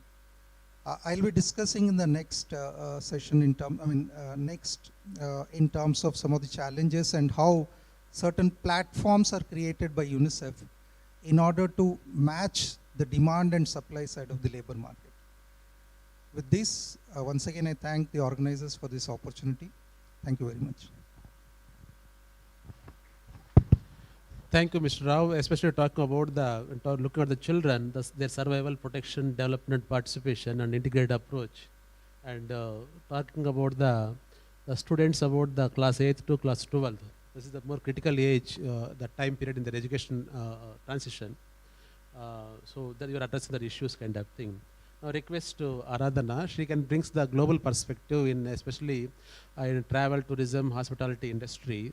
She has been there, as I said earlier, in 5 continents and 75 countries, and our interactions and experiences, you know. Aradhana, over to you. Am I audible at the back? Can you hear me well at the back? Good. No. Is this better? Fantastic. Can I just start off by saying my heartfelt thanks to Sangeeta Reddy, Bhavleen, and the entire team at FICCI for having me. It is an absolute pleasure and a privilege, so really happy to be here from London. Now, Suresh mentioned I have worked in 75 odd countries, lived and worked in 5 continents, but this is India, and it's a bit of a homecoming for me because India is part of everything that I do. It's a huge part of my core identity, so I couldn't be more happier to be back. Now, I also want to say for all the Malayalis in the room, namaskaram. ഞാൻ ലണ്ടനിലാണ് വന്നേക്കുന്നത് പക്ഷേ കേരളം എൻ്റെ പെറ്റമ്മയാണ് and London എൻ്റെ പൊറ്റമ്മയാണ് and അതിന് എനിക്ക് വളരെയധികം അഭിമാനം ഞാൻ കൊള്ളുന്നു. So thank you again. I was just saying that India is my birth country and UK is my adopted country, and it pleases me to no end, especially to be back in Kerala, which has one of the highest ratings when it comes to the Human Development Score Index and talking about gender equality. So absolute delight on multiple counts. Now, I want to do 3 things. First of all, set you a very quick context as to this point of this discussion. Number 2, like Suresh wants me to do, give you a global perspective from different parts of the world. And number 3, I want to pick up on a few things that Rajita and Asif mentioned, because this is supposed to be an interactive panel discussion. Let's make it fun, right? Excellent. Now, for setting some context, I'm going to alarm you with some scary statistics, which is coming from the last G20, which said that we are now at a population of 8 billion in the world, and we have close to 2 billion children, or those below the age of 18 currently, right? Now, UN and World Bank both say that out of that 2 billion, by 2030, 1 billion children will either not have gone to school or will come out of school having learned nothing. Now, this is not surprising, and I'll tell you why on 2 different counts. Number 1, we know that the average age of the average child's brain is fully developed by the time they're 5 years old, or most of the brain development has happened by 5 years old. So you need an early, solid learning foundation. And guess what? In most parts of the developed world, so US, Europe, and many other countries, only 50% of kids get any kind of early education or foundational learning. In India, that number is as low as 20%. And then at the age of 5, you start school and then stay in school for the next 14 years in a classroom kind of focused learning, where you're not being given any kind of learning which is 21st century skills that you really need to be able to find meaningful work when you come out. So what we are seeing is this severe disconnect between what's happening with the education system, the skills the students are not learning, and the employers who are just not getting the talent that they want. And this explains why we have currently a youth unemployment of 76 million around the world, but the employers are saying we just can't seem to find the right talent. So you see the dichotomy on both ends, right? Now, I want to give you a very quick snapshot of what's happening around the world. Let's start with US, the biggest economy. Now, US has close to a 300 million population, just over. 50% of that population, which is 150 million people, are in the working age. But here's the fun part. Close to 50 or 60% of that working population in US work in the informal economy or the gig economy. And that means no benefits, no pension, no health insurance, no safety bracket. Now, only 25% of Americans actually end up with a college degree. So the 75% who are in the gig economy tend to work in 15 different jobs across 5 different sectors in their career, which is really alarming. That's the strength of the informal economy. Now, those who do end up in college are burdened by the student loans. So the student loans in US is worth about $1.6 trillion. And an average person who's coming out in their 20s from a US college degree is paying the loan till they're in their 50s. So it's a huge burden on the economy. Now, I'll come to UK, which is my home now. And in the UK, we have a severe shortage of different kinds of skills. Engineers is one of them, right? There's a shortage of 2 million engineers globally. UK has a shortage of 60,000 engineers every year. But here's the fun part. They did a survey in the UK, and turns out 70% of parents and 76% of students across the UK had no idea what an engineer does. So that's the first hurdle that they're failing in, right? If you don't know what an engineer does, I mean, how do you expect them to go and study engineering at university or wherever else? Now, since you know that UK is not part of the EU anymore, I will come to EU. Now, I heard Sangeeta mention in the morning that we need entrepreneurship. But what are the 2 key things that we need for entrepreneurship? We need financial literacy. And currently in the world, there are 2 billion people who have inadequate financial literacy skills. 2 billion, which is 1/4 of the overall population. And if you look at the EU countries, well, 27 of them, or the broader Erasmus members, of the 34 countries, only 11 are actually teaching anything related, even remotely to entrepreneurship, to any of their students. So they're coming out at 18 knowing nothing about how to set up a business or how to run a company, or what are the skills or the infrastructural support that they need to thrive in that environment. Africa now. Now, by 2050, Africa is going to be one of the most populous continents. We will probably have, by 2050, Africa's population go up to 2 billion people. And out of that, because they have such a huge population of young generation, about 850 million Africans are going to be in the job market. That's about 30 million every year. If I look at the most optimistic records of Africa, they're going to produce about jobs for 100 million people. So there would be 300 million Africans who are looking for a job, but A, don't have the skills, or B, definitely not meaningful employment that they can find. India is also challenged in that in the next 10, 15 years, we're going to see about 10 million jobs, 10 to 12 million jobs that need to be created on a yearly basis. When I say 12 million jobs, that's 1 million jobs a month, and this is by 2030. Now, 2030 sounds very far away, right? But actually speaking, 2030 is only 7 years away. It's 80 months away. So unless we change something dramatically from school to work transition and employability, I think we're really running out of time to solve this problem. Now, I want to pick up my last point, which is what Rajita was mentioning about, which is skills. Look, we live in a VUCA world. VUCA is volatile, uncertain, complex, and ambiguous. And apart from being a trending acronym, it's actually a very clever way of saying it's a crazy world out there, right? So we have so many things which is happening at the same time. We have a rise in disruptive technologies. We have a need for 21st century skills, which is like critical thinking, agility, empathy, grit, resilience. And then we also know that the students who are currently in schools and universities at this point in time are severely disengaged. Now, this is happening because of many reasons. Think about it. Our education system, in theory, was set up to give foundational coaching in subjects. English, mathematics, languages. It is set up as subjects. But the real world doesn't operate in a subject paradigm, right? The real world operates in a problem paradigm, meaning in the real world, you're always trying to solve a problem for someone.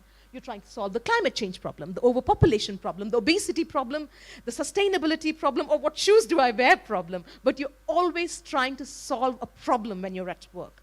And when you come out as a student, having learned subjects, but with no real transition into how do you use those subjects to convert into skills which can help solve problems in the real world, there is going to be obviously a mismatch. And I want to give an example of what we are seeing now in different parts of the world. We have a need for interdisciplinary learning. In London, there is the first interdisciplinary university which has been set up. So you learn mathematics, but you learn mathematics with ethics. And you do it to solve the knife crimes in the streets of London. You learn biosciences and healthcare, and you team it with AI to solve for childhood obesity, or how do you beat malaria. I mean, this is what we need to see a lot more of in the future going forward.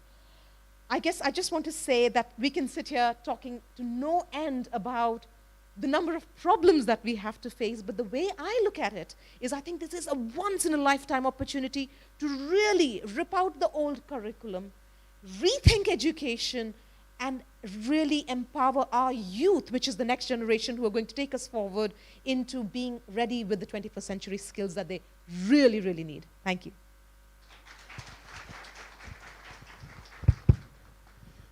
Thank you, Aradhana. Well articulated the global trends, how things are happening there, and where each of these countries and continents where they are there.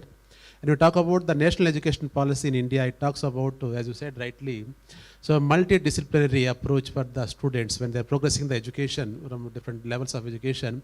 They should not be confined to the traditional mode of just physics, maths, chemistry, biology, English like that. They should have to choose, they have the options, they have to choose different subjects, and they have to be exposed to the various streams of the faculties and life there, and it gives the more skills and knowledge and vocational streaming of the education there. And now this we got the perspective of different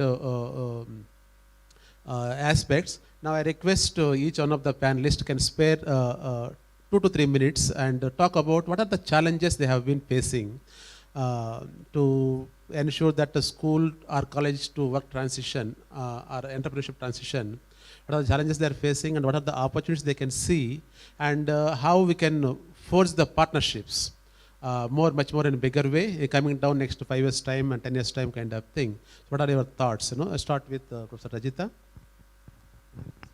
Yeah. Thank you. So,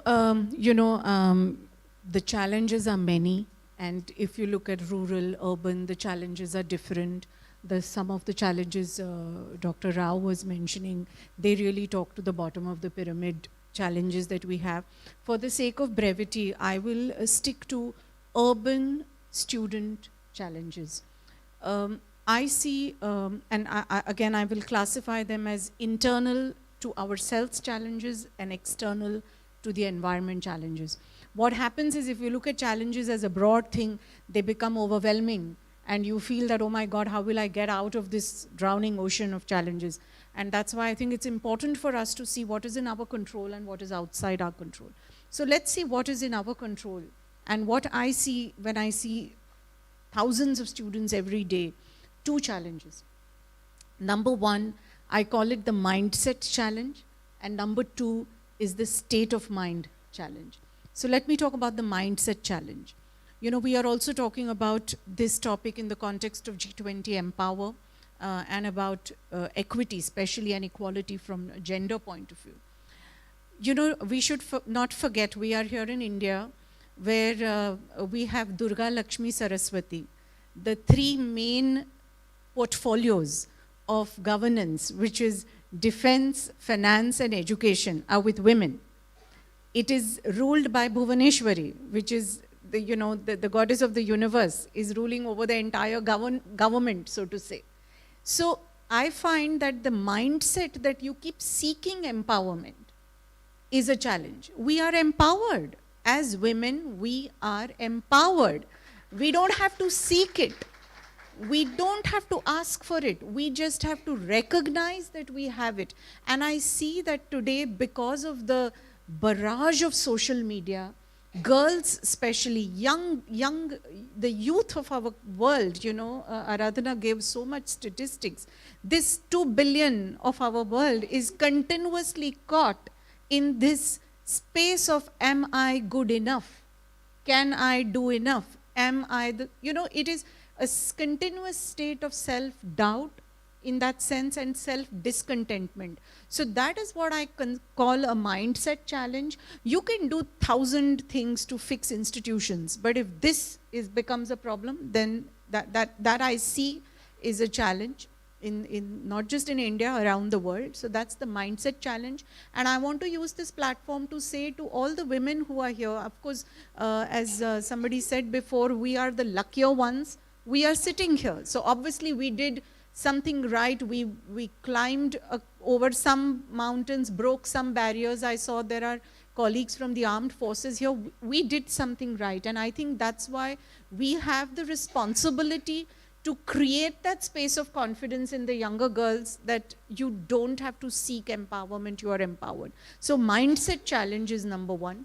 And number two, state of mind challenge. I think Aradhana said this. I was reading a research and I can see it in our classrooms. You know what is the average space of attention span now, especially after COVID? 9 seconds, which also probably means that all of you have listened to us about 9 seconds. But that is the truth. And I am seeing that especially after COVID, and when we discuss this in our council meetings, etc., this is the challenge in every campus, whether it's in Boston or Bhubaneswar or Bangalore or Bombay. It's location agnostic. The state of mind of the students, the state of mind of people in general, students particularly. And that I see is a challenge. And that's why, for example, in our university, again, I want to stay solution oriented because talking about a problem can overwhelm us. So in our campus, sadhana, meditation, breathing techniques is a way of life. For example, if a student has a disciplinary issue, before taking action, we make sure that for 21 days he or she does Surya Namaskar every day. Dimag theek ho jata hai. I have seen it. So creating an ecosystem where students are able to develop their resilience, develop their grit, develop their strength of spirit, I think is the need of the hour. And once that is done, from there springs that space of confidence. And I think that then becomes the pathway for progress for life. And then doesn't matter what is the situation, doesn't matter what is the environment, doesn't matter what are the factors which are favoring you or not. Then you develop that courage and that inner self-confidence to move, and that is what I think we need, and that is our effort in our campus to create that ecosystem. And which is why, Aradhana, as you were saying, if we teach for subjects, how do you make students solve for problems in life? And that's why when I see that when we do things like sending a group of children to a village in a neighborhood, and suppose those kids are from, say, Rajasthan and Gujarat, and the neighborhood is only Odia. Now you can't speak the language, but you have to do a project there. Now how do you construct yourself? Now those skills are a combination of classroom and outside classroom. And I think more of our campuses have to do that. It is our effort to do it. There is so much more we can do. And you said about the partnership piece. I will just say a moment there and pass on to Asif ji. I think our world today is built for partnerships. We cannot survive by ourselves, and we have to build partnerships, which is why when we have forums like this, I think the next step to that is therefore what we take ahead. So whether it's academia and business, whether it's government and the private sector, whether it's civil society and academia and government, it is multi-stakeholder partnerships that will, and with multilateral institutions like Dr. Rao is representing. So I think we as leaders of institutions have to come together to see what we can do to build multi-stakeholder partnerships, because that's the only way. Otherwise we all hold our positions and point a finger and say what the other is not doing. That's not going to help us. I think this is definitely needs to be the way forward.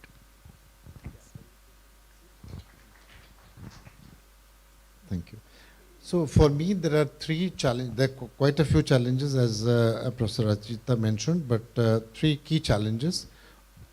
One which was highlighted by Aradhana ji, that how do we push more on foundational literacy and numeracy skills so that and especially with focus on girls. The second challenge is having more girls in STEM education, because if you have to get the school to work transition, girls in STEM, the number of girls who are in science, technology, needs to be increased significantly, which actually lands down to the big question of how do we improve the classroom transactions that are happening, especially with regards to girls, so that they are not just attending class, but they're also learning. The second and the third part for me is how do we improve the work environment so that it becomes gender inclusive and embraces the expectations, ambitions of girls and women when they enter the life of enter workplaces for their ambitions. In terms of opportunities, I think there are two very important opportunities. One is that not just in India, but globally, especially with the SDGs, there is a global recognition that gender transformative development is now the key to success. And therefore, it's important that every development that we are doing, we need to also ask the question, is it gender transformative? And I think the UN system, civil society organizations, governments, they are all embracing and they're very intentional on gender transformative development, which I see that as an opportunity, especially when we are talking about school to work transition. And again, the second and very important opportunity that is currently available for us in India, and I think there is a way we can cascade it worldwide, is that the new education policy, which has recently been kind of introduced by the government and which is in the process of getting rolled out, it's clearly intentional on driving, advancing the school to work transition. And I think that's an opportunity which the civil society, which government entities, local self-government people, corporates, CSR partners need to kind of work together, again using the word that Rajita ji just mentioned, in a spirit of collaboration and partnership, so that we are able to very quickly see a transformation in that space and have more girls, more boys also walk the trajectory of school to work transition.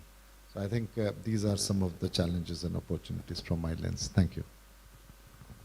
Thank you, Asif. Well summed up. I know especially talking about the opportunities you're talking about, the gender transformative development you're talking about, national education policy, how to take it forward. Now, Mr. request Mr. Rao, then from your perspective, what do you think? I think problems have been very well highlighted, so I'll just speak about two solutions. One is technology today has provided tremendous opportunity. So therefore, UN has just moved on from, UNICEF has moved on from just focusing on up to 18 years. Now we have a UNICEF supported UN entity called UA. Across the globe it is called Generation Unlimited. So what this UA focuses is on creating a platform. It's a platform, an IT platform has been created under UA, where on the one side, how do you involve at a community level the adolescents? Give an opportunity for adolescents through various kinds of competitions, whether it's upskilling, whether it's skilling them on entrepreneurship or upskilling them on latest technology through what is called a passport P2E. It's called Passport to Earning. It's a free online platform where there's a partnership between Microsoft, Accenture, and UNICEF in providing a UN certificate on basic foundational skills, IT soft skills, and IT skills. So on the one side, we leverage these partnerships. It's a great opportunity to use technology. And on the other side, in the morning, as it was mentioning in the opening remarks, our education system is yet to make the transition which the economy has made. The economy has moved on from an industrial agriculture base to a service sector. So in service sector, what matters is, it's not something tangible. If you look at agriculture or if you look at industry, everything has to be uniform. In fact, if you go back to your school and think about the word uniform, it doesn't suit the current service sector. In service sector, uniformity doesn't work. In the service sector, for example, let's take the hospitality industry. Each of us want to be treated with empathy. So there's no single solution when you have to be treated with empathy. Whereas in industry or in a factory or in agriculture, it's like, it's given every, how it is to be manufactured is to be uniform. But in service sector, that is not the case. Therefore, I see a huge opportunity in terms of leveraging technology. One simple example during COVID time, it has taught us that how to reach the most unreached in the society. How to use technology to impart education. So, as UN organization, through platforms such as UA and Passport to Earning, we are leveraging technology, bringing in, reducing the gap between what the industry demands and what the education sector is providing. And within this, it's important at the community level to focus on girls. As I said, at 8th, 10th and 12th, there is a huge challenge in terms of dropout. So how do you create platforms so that they can still work within their communities? Some of these challenges can be solved by bringing the community together and leveraging the technology. And we have seen the impacts of it across states where you're implementing some of these initiatives, where the women, children have made the transition, and especially in the STEM sector. In STEM, I remember in 80s and 90s, this distinction was there. You'll have most of the women, most of the girls in commerce or arts section. In fact, I started my teaching way back in 1992. When I see the armed forces here, I was a teacher in army school. So the commerce section, for which I was the head, I was the class teacher. Out of 28 students, there were 26 girls and 2 boys. So I think we need to, I think things have changed, but still there's a long way to go. Technology, I see as a huge opportunity at this juncture to leverage technology and solve the problem. Thank you. I'm going to make this really quick, so we finish in the next 2 minutes. Look, you have to understand that when we talk about school to work transition, the students are facing 2 big hurdles. Number 1, acquiring the skills they need to be relevant. And number 2, they have to be the ones who are out there looking for meaningful work, right? And you have to also understand this is so important because most countries on an average spend up to 5% of the GDP on education. And if you then add or look at the fact that you have a disenfranchised, demotivated student body who are simply not able to find work when they graduate, what happens? Look at the rising rates of anxiety, depression in children. In young children, we didn't have this problem 20, 30, 40 years ago. It's a real problem now, and that's an additional burden to the economy. US spends 23% of their GDP on health. So think of the double burden of spending on education and on health if you don't look after the school to work transition at a broad level. Now, biggest challenges, I would say 3. One of them have been mentioned, actually 2 perhaps. Early education. Asif said this. If you start late, you're pretty much guaranteed to finish late. Skills accumulation happens in a cumulative way. So if you start without the early learning foundation, you will never be able to catch up. Number 2, the rate at which we are creating jobs in the economy is simply not matching the amount of youth population rise that we are seeing across the world. So that gap needs to be bridged. And number 3, the education we have today is a product of the past. It is not an enabler of the future. And I think you really have to ask yourself, we have a population of 8 billion in the world. There are 1 billion people who suffer without food and water. We have 2.5 billion people who don't have basic sanitation and hygiene. Is what we are teaching to our children currently in our school, is it really worthy of their future? And it's a big question mark, right? Now, in terms of solutions, again, 3 quick ones that I can speak of. Entrepreneurship. I think Sangeeta mentioned in the morning. But here's the thing. Currently, you have the youth coming out and looking for work. Flip it on the face. What if the youth coming out are going to say, what is the next company that I'm going to open? And how am I going to employ my peers and my teammates? That's what you want. You want an entrepreneurial mindset. Number 2, I think Rajita mentioned, we need to design and co-create a curriculum which is really relevant for the future. And that needs an active involvement of all stakeholders. I'm talking the private sector, the public sector, the government, of course, the student body, the parents. You need a positive collaboration to make this a success. And finally, if 20 years ago, a skill that you got or a degree that you got had a staying power of 20 years, today that same number is 5 years. So the time where you thought you will get a degree and then that will set you up for life is gone. You need micro education. So fill in the gaps with small little forms of education based on the level that you are in your career. And you have to overlay everything that I have said with a gender lens. And final words of advice, I always believe in one saying, money talks and bullshit walks. We need investment, right? We need investment from the public sector, from the private sector, from the student body, from the universities, everybody coming together, because unless we see action on the ground, I'm afraid we will see not enough change that is direly needed in today's world. Thank you again. Thank you, Aradhana. It is a pleasure listening to all of our eminent panelists and different perspectives and the opportunities, challenges what they have shared. And summing up in kind of thing, education is being a tool for development. So how we make the education is meaningful, meeting the current situation, scenario kind of thing with the skills, knowledge and attitude. And we can make a difference together. With these words, we would like to conclude this session. And any other announcements? Thank you.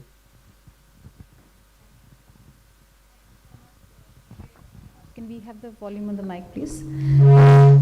Thank you so much, Session Chair, and to all our eminent speakers for their very important and insightful deliberations.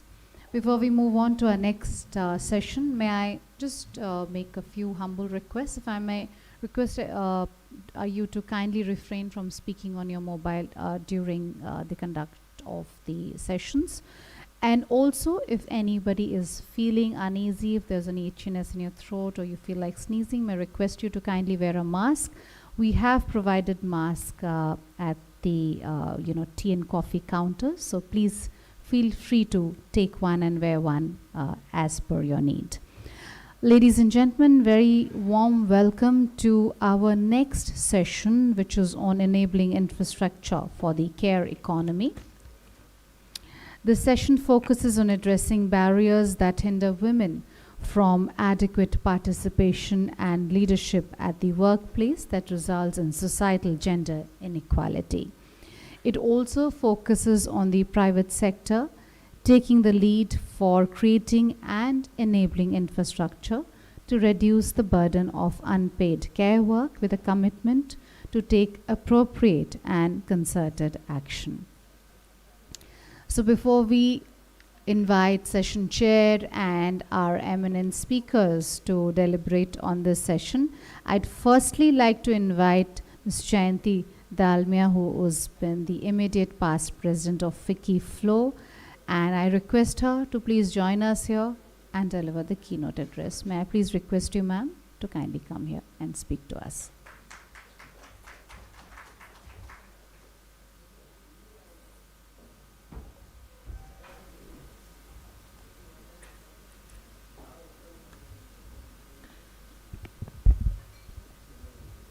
Dr. Sangeeta Reddy, esteemed members of the panel, the delegates of G20 countries and distinguished guests. Namaskaram, and a very good afternoon. It's my pleasure to be here today among this August gathering. We are here to discuss, deliberate, and create a roadmap to strengthen the care economy. Before I start this little thing I want to share, on our annual session on the 31st of March, I had some inspiring stories, Sangeeta ji. From our annual session, we had some very inspiring stories of specially abled people. We recognized a woman blind Sarpanch from Anand district in Gujarat. She became a Sarpanch at the age of 21. A young hearing impaired girl, Varsha, who is Miss India. A young visually impaired 21-year-old girl who is a composer and author, Avni, and Malti ji, who was orthopedically disabled and working for the disabled and teaching them. They were really inspiring stories, which is also under the G20 Empower. We could very, very, very interesting actually, and it all had all of us think that what are we doing here. They had, all of them had one person.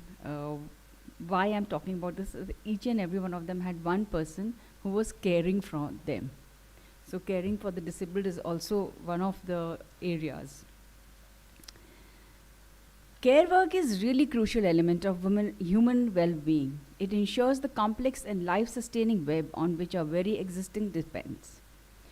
Since it consists of the paid and unpaid labor and services that support caregiving in all its form for child care, elderly care, domestic care, and I also add specially abled care. As the population is increasing worldwide, and especially as we see the elderly population is increasing, this sector is also increasing, but not at the same rate. Here, women shoulder a disproportionate share of unpaid work around the world. The gender imbalances in the distribution of care work constitute a root cause of women's economic and social disempowerment. The importance of care work is now widely acknowledged and covered in various international commitments, such as SDGs and International Labour Organization's Centenary Declaration. Since March 2020, the demand for care services has skyrocketed. It is one of the fastest growing sector of work worldwide. The COVID-19 pandemic has amplified its importance to all of us. However, the investment in care economy has not matched its pace. In a report titled Getting Serious About Supporting the Care Economy by ILO, greater investment in care services can create an additional 300 million jobs globally, many of which will be for women.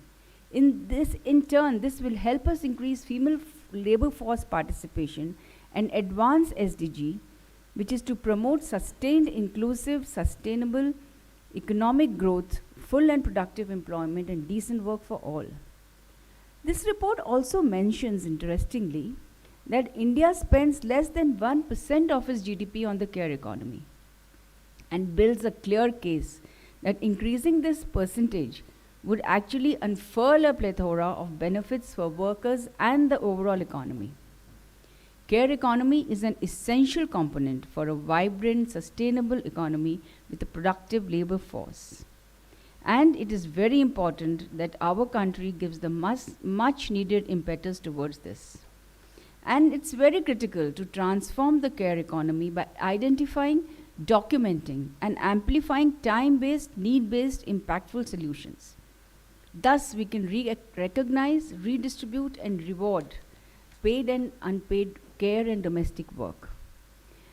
Something around the world. In Latin America, Asia, and Africa, women spend 3 to 5 times more hours on unpaid care and domestic work than men.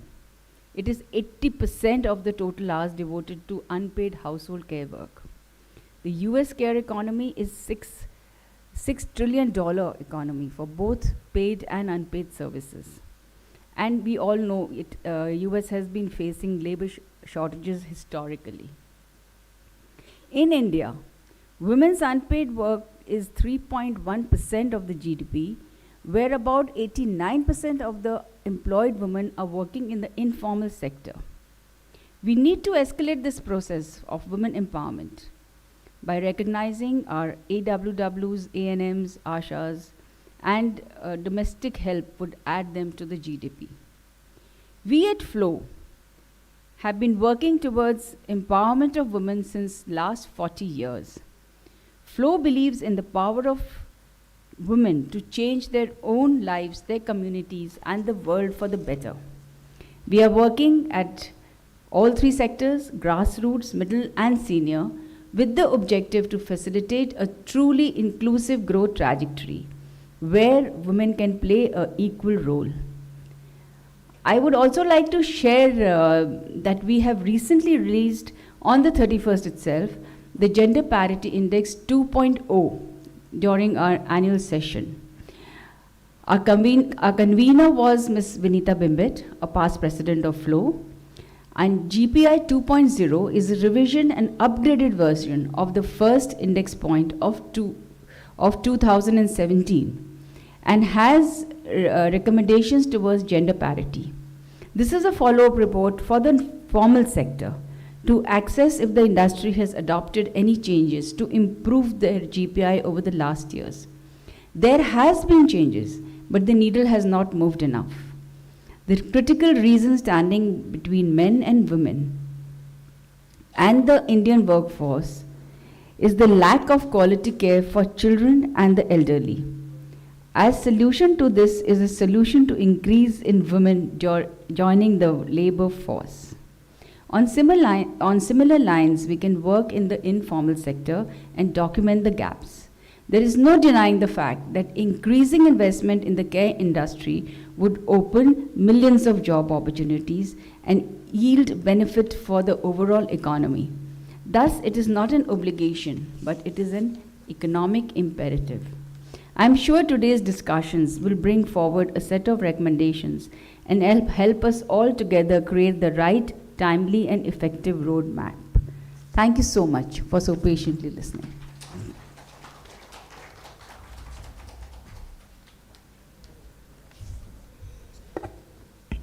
Thank you, Ms. Jayanti Dalmia, for sharing that with us. Ladies and gentlemen, we will now move on to our session. And without any further ado, may I request Dr. Sangeeta Reddy, Chair G20 Empower, past President FICCI, and Joint Managing Director of the Apollo Hospital Enterprises, to please join us. She's kindly consented to chair the session. May I also invite our esteemed speakers for this session. Ms. Aya Matsura, Gender Specialist from ILO, Ms. Deepthi Vij, Director, Talent Acquisition and Diversity from Honeywell India, Ms. Amrita Tripathi, former Head Content Partnerships, Twitter India, Ms. Krishna Hazarika, Deputy GM from Oil India Limited, and Mr. Abhishek Ranjan, Global Head Sustainability and Diversity, Brilio. Ladies and gentlemen, please welcome everybody with a big round of applause. And without any further ado, may I request our session chair, Dr. Reddy, who wears many hats with equal ease and elan, to kindly make her opening remarks and moderate this session. Over to you. How much time do we have? We don't want to stand between them and lunch. 1 hour. So we're going to work with this. I'm going to try and make this. Can you hear me now? Can you hear? Can you hear now? Test, test. Can you hear? No? No. Hello. Test, test. Test, This- test. Now you can hear me?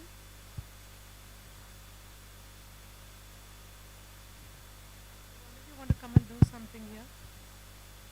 Okay. While they get that sorted.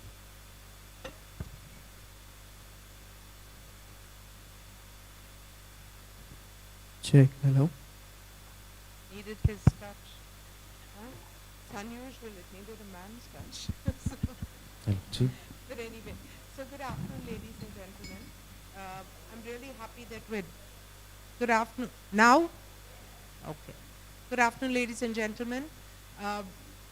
In the last 6 months, as we have been going through, lots of details in terms of enabling women in the work environment, what are the major problems women face. I was at a beauty parlor and I met this, the girl who was blow drying my hair, and I said, how are you doing? Do you enjoy your job? You know how you tend to talk because you have nothing else to do, you're captive over there. And then she said, I have a 15-year-old son. I said, very good, must be in school, graduating, and a 2-year-old daughter. And I'm a single mom. 30% of us women working here are single moms. That was very unusual. But single mom, I have no parents, I have nobody to take care, of the family. I need to support these children. And when her daughter was a year old, she spent till she was a year old, she spent 75% of her salary to pay for an ayah to sit at home to take care of this child, and used only 25% of what she was earning to just supply food for the children and pay for her son's education. It is stories like these. Of course, we're going to hear from great corporate leaders where there's a different sense of, what is their reality. Because, they spend 2 hours extra, which they could be doing reading up or improving their skills, but they have to take care of the child. They bear a greater sense of responsibility at home. So very practically speaking, the reality for women is different from men. The reality for women across different socioeconomic sectors is different as well as relates to the care economy. But today we're, joined by some very powerful, very innovative speakers. So what I'm planning to do is give each one of them 2 to 3 minutes to talk about what they feel about the care economy and where they're coming. Then we'll get, quick questions or very brief insights from all of you, just because we need, and then we'll do a wrap again, because, having such people who have so much experience in this session is truly important. And so I'm just going to jump straight in so that we get the full value of everybody's time. Let's begin by Aya. She's traveled the furthest to be here with us. So Aya Matsura is a gender specialist from ILO. And you all probably know all the data on the KPIs are managed by ILO and OECD. So we're very indebted to them for bringing the gender lens, the gender reporting, and the gender data up front to the world. Because it's only when you begin to see this reality that you begin to measure and react and work on improvement. So thank you so much, Aya. Aya has, a tremendous background. She provides technical advisory services focusing on advancing gender equality and women's empowerment. She's worked in over 7 countries, from Afghanistan to Bangladesh to Nepal to Pakistan. And before joining the DWT, she worked as the Chief Technical Advisor of the ILO Way and the Informality Project in Delhi, where they were supporting the transition from informal to formal economy, for women moving from informal to formal. So many, many interesting insights. Aya, over to you. Thank you very much, Dr. Reddy, and thank you very much for having me. And I would like to really congratulate G20 Empower leaders for having this care economy session. This is a really important, I think, milestone, an important opportunity to bring everybody's attention and mobilize support and advocate together for more investment on the care economy. The previous speaker, I think Ms. Chanti, really summarized the issue very well about in terms of how women face different realities in terms of accessing jobs, accessing different employment occupations, also accessing decent jobs, quality jobs. So care economy really stands as a institutional barrier for women in accessing jobs and advancing into leadership positions. So if we look at the statistics, we see women with children are less likely to participate in the labor market compared to women without children, and also compared to men without or with children. So that's called motherhood penalty. That's where also women face disadvantages in terms of leadership positions and also accessing equal pay. So what ILO has been promoting is really investment in the care economy and the work to address 5R framework. So 5R stands for redistribute, reduce, recognize, reward, and represent. So of course we need to work towards reducing, first recognizing that unpaid care work is a major barrier for women in accessing employment opportunities.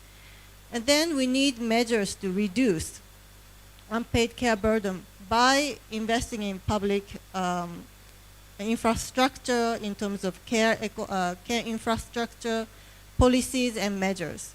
So what do we mean by policies and measures in terms of care?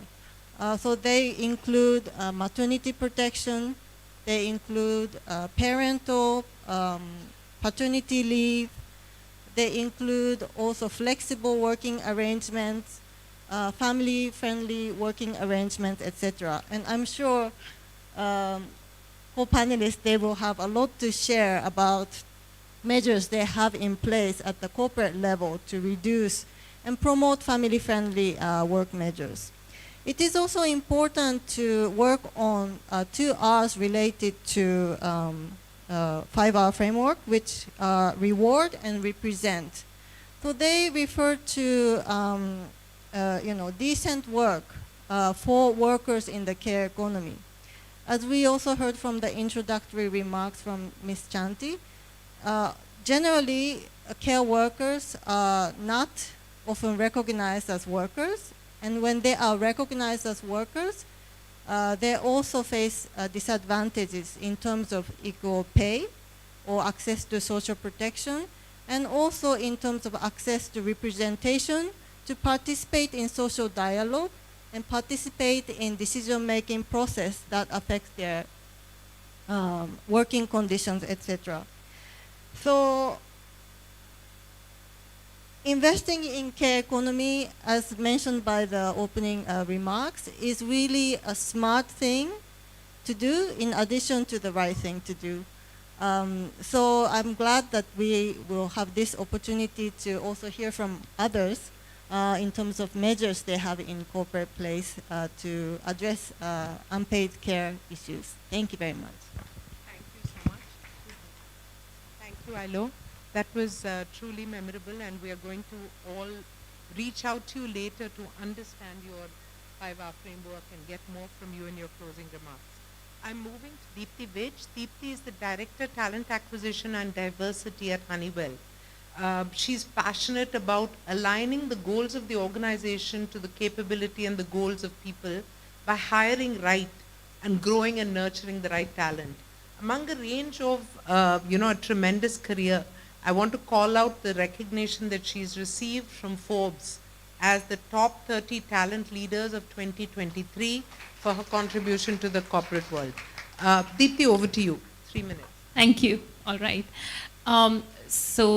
Thanks, Sangeeta, for having me here and the forum. It's a very interesting subject, and I represent the corporate or the private sector amongst many of you sitting here. And if I have to boil down what care economy translates into a private sector, I could base it on 3 pillars, right? While there are issues around women representation and they are very real, but what we as private sector have been aiming to do right before even SDG came into life. So as I said, moving back to the pillars, there are 3 pillars that primarily the corporates or the private sectors and the organizations that I have been, fortunate enough to work for, and currently Honeywell, we kind of put it as, bucketize as physical infra, emotional infra, and growth infra. And what I mean from physical infra is essentially the policies which make it equitable for a woman to join, continue, and grow in an organization. The other form of physical policies would be around, what kind of medical benefits, and medical benefit have to go beyond maternity leave. It has to also include leaves which are parental illness leaves, bereavement leaves, fertility issues that a whole lot of women in the corporate world are facing in the current scenario. So that's on the physical side of the things. Additionally, something which is a little qualitative that forms a part of physical infra is unconscious bias, and it's a big elephant in the room. And unconscious bias, unfortunately does not exist for our other counterpart, which is, the male community.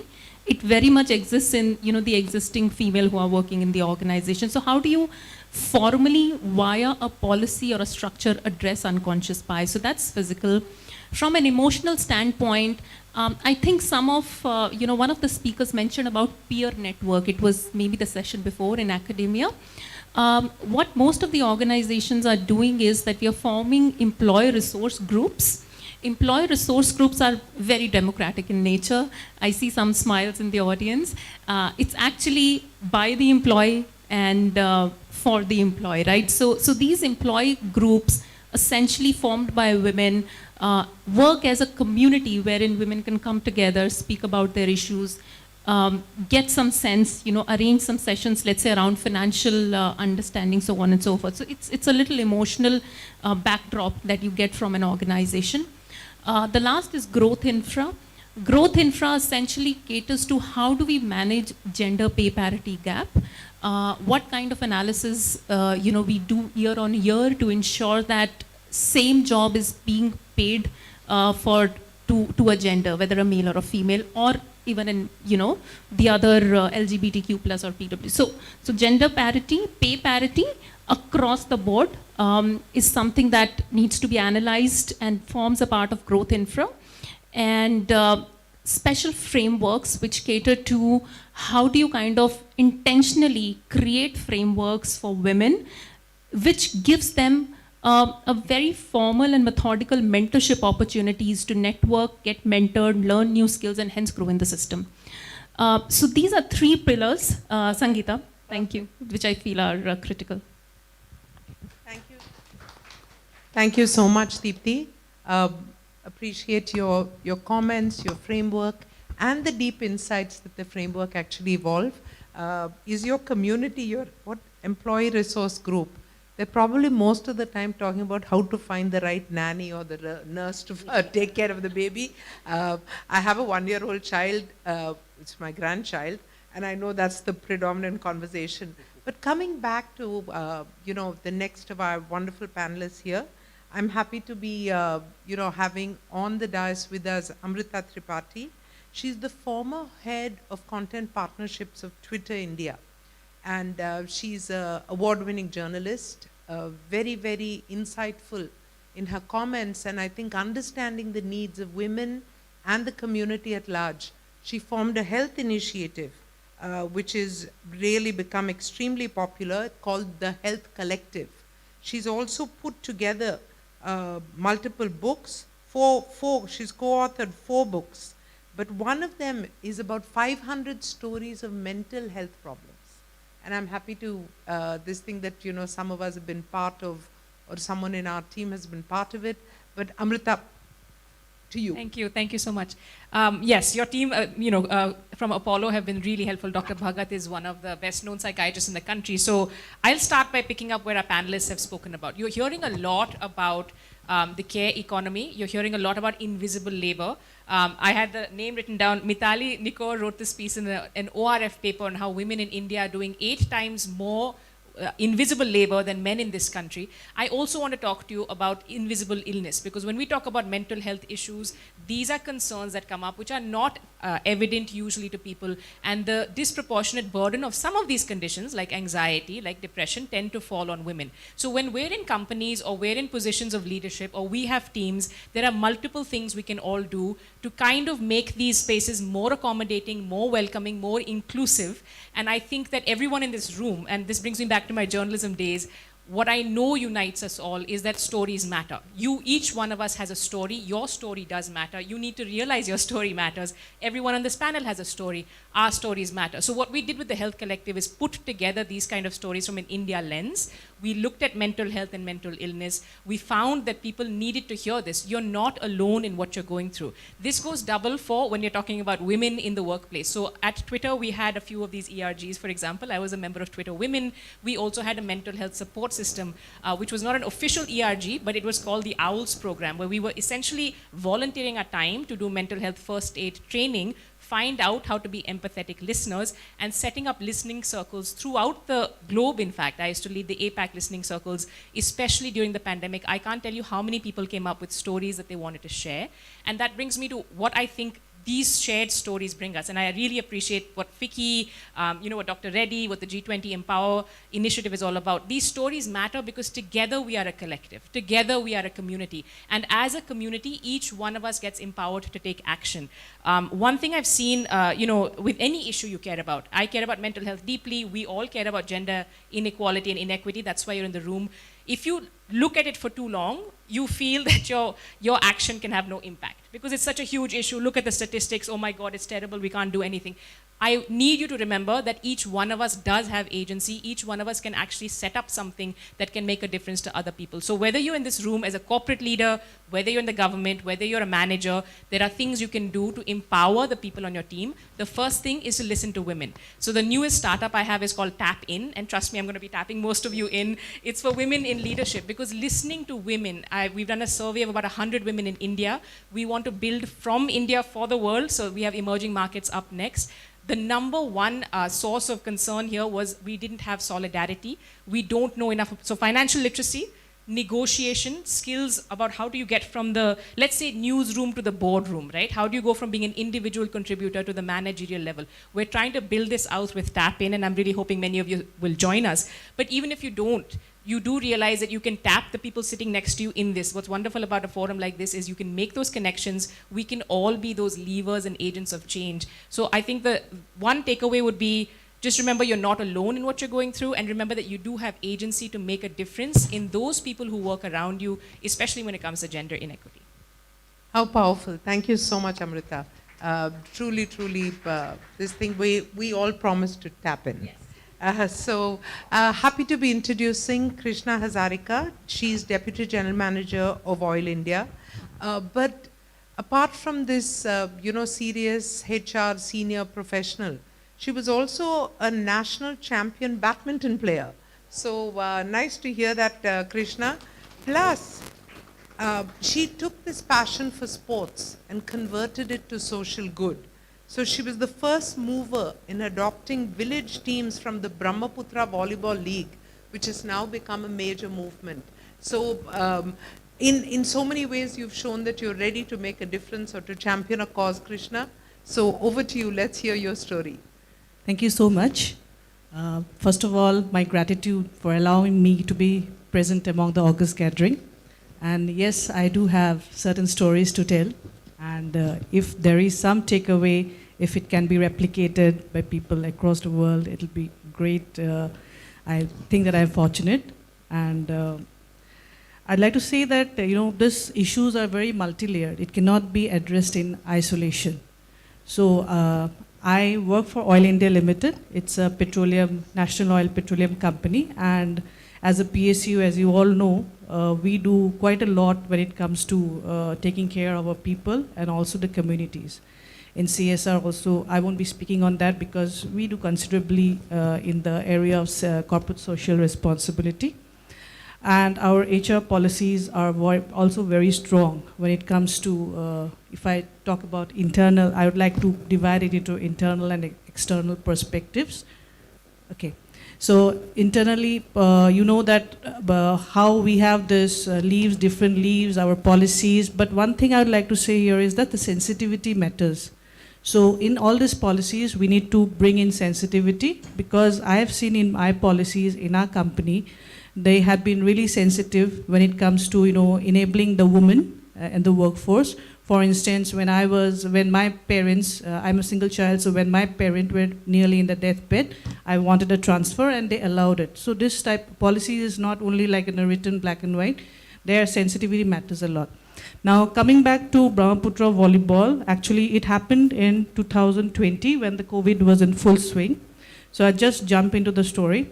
So we had this sports group where we were we didn't know what to do. Every day the WhatsApp group was there and nothing much was happening. So one fine day, one of the volleyball players, he sort of posted something that he had been doing during COVID time. He had been training the children of remote villages in Assam through his WhatsApp group. And they were so poor, they didn't even have a ball to play. The clothes used to be wrapped into a ball and they used to play like that, and he used to teach them underhand. So he wanted to take it forward, and like the concept of G20, Atithi Deva Bhava, the concept was created in 2020 that one village will go to the another village and play. So around 6 or 7 players will go to another village and they will play, and the village will be giving them the food and the thing. And we were asked in the group that can you adopt a team, or can you contribute a bunch of bananas or a kilo of rice. So I sort of saw it as an opportunity to give back to the society. I said, okay, I'm going to adopt a team, which was for $100 only. So I took the team of Majuli, a remote riverine island which faces flood and erosion every year. So my team from Majuli went, and it was the initial league method. And for the first time, in fact, the children, they had a pair of shoes to wear. They were always barefoot. And also they went to the neighboring village. They had never seen the village next door.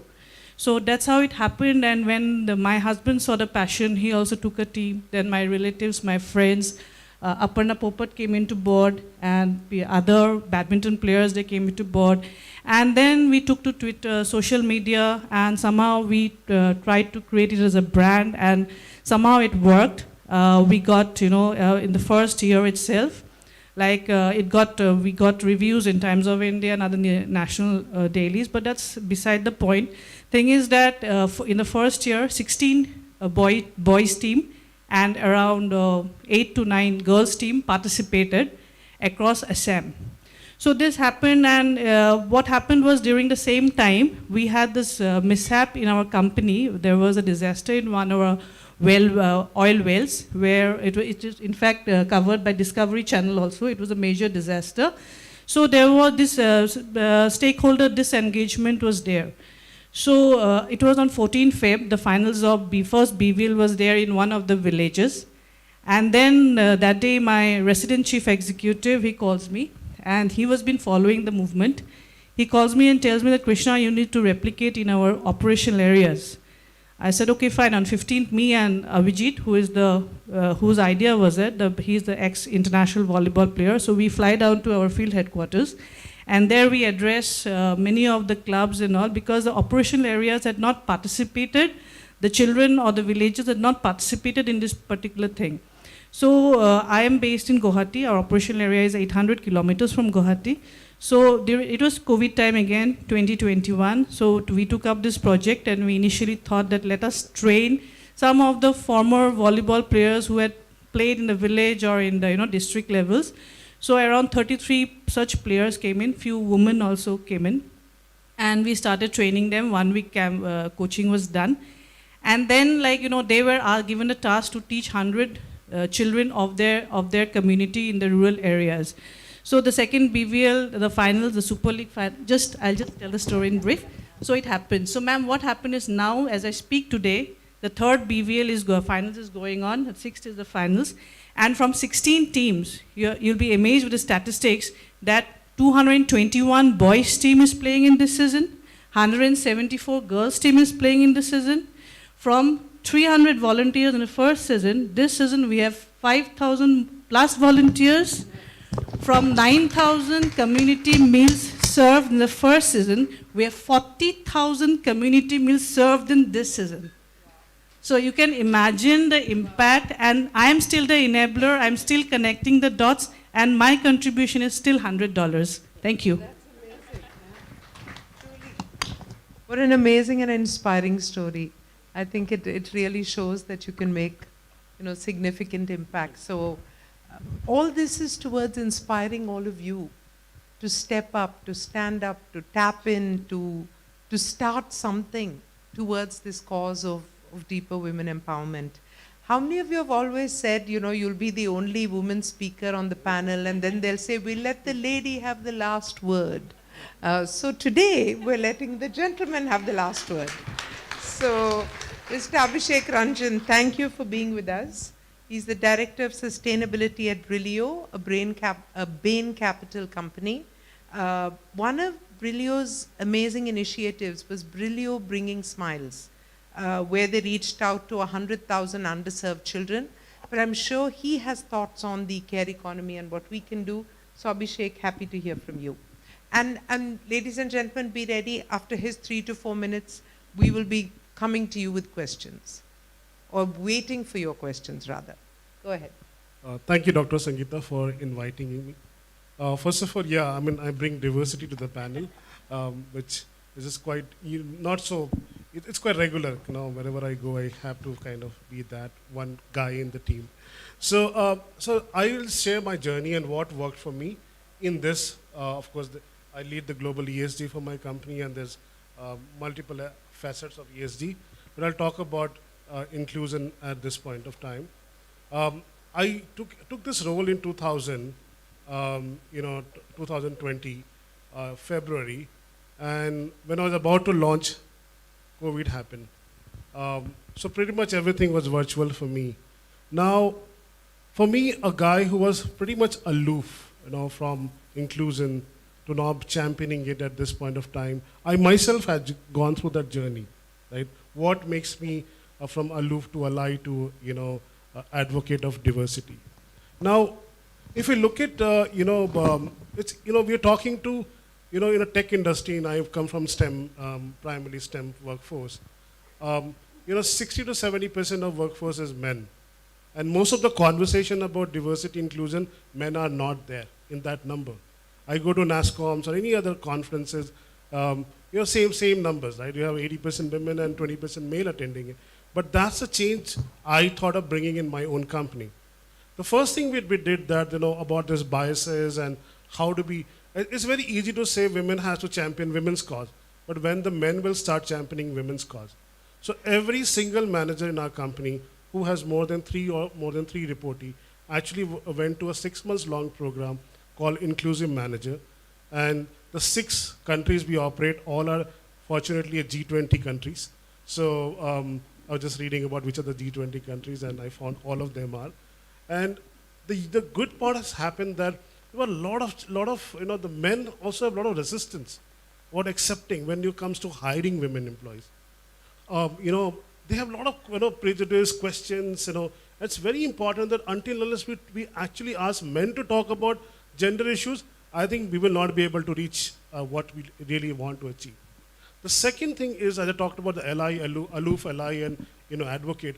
That's a journey every single person, every single leader in the company has gone through, either by training or etc. Right?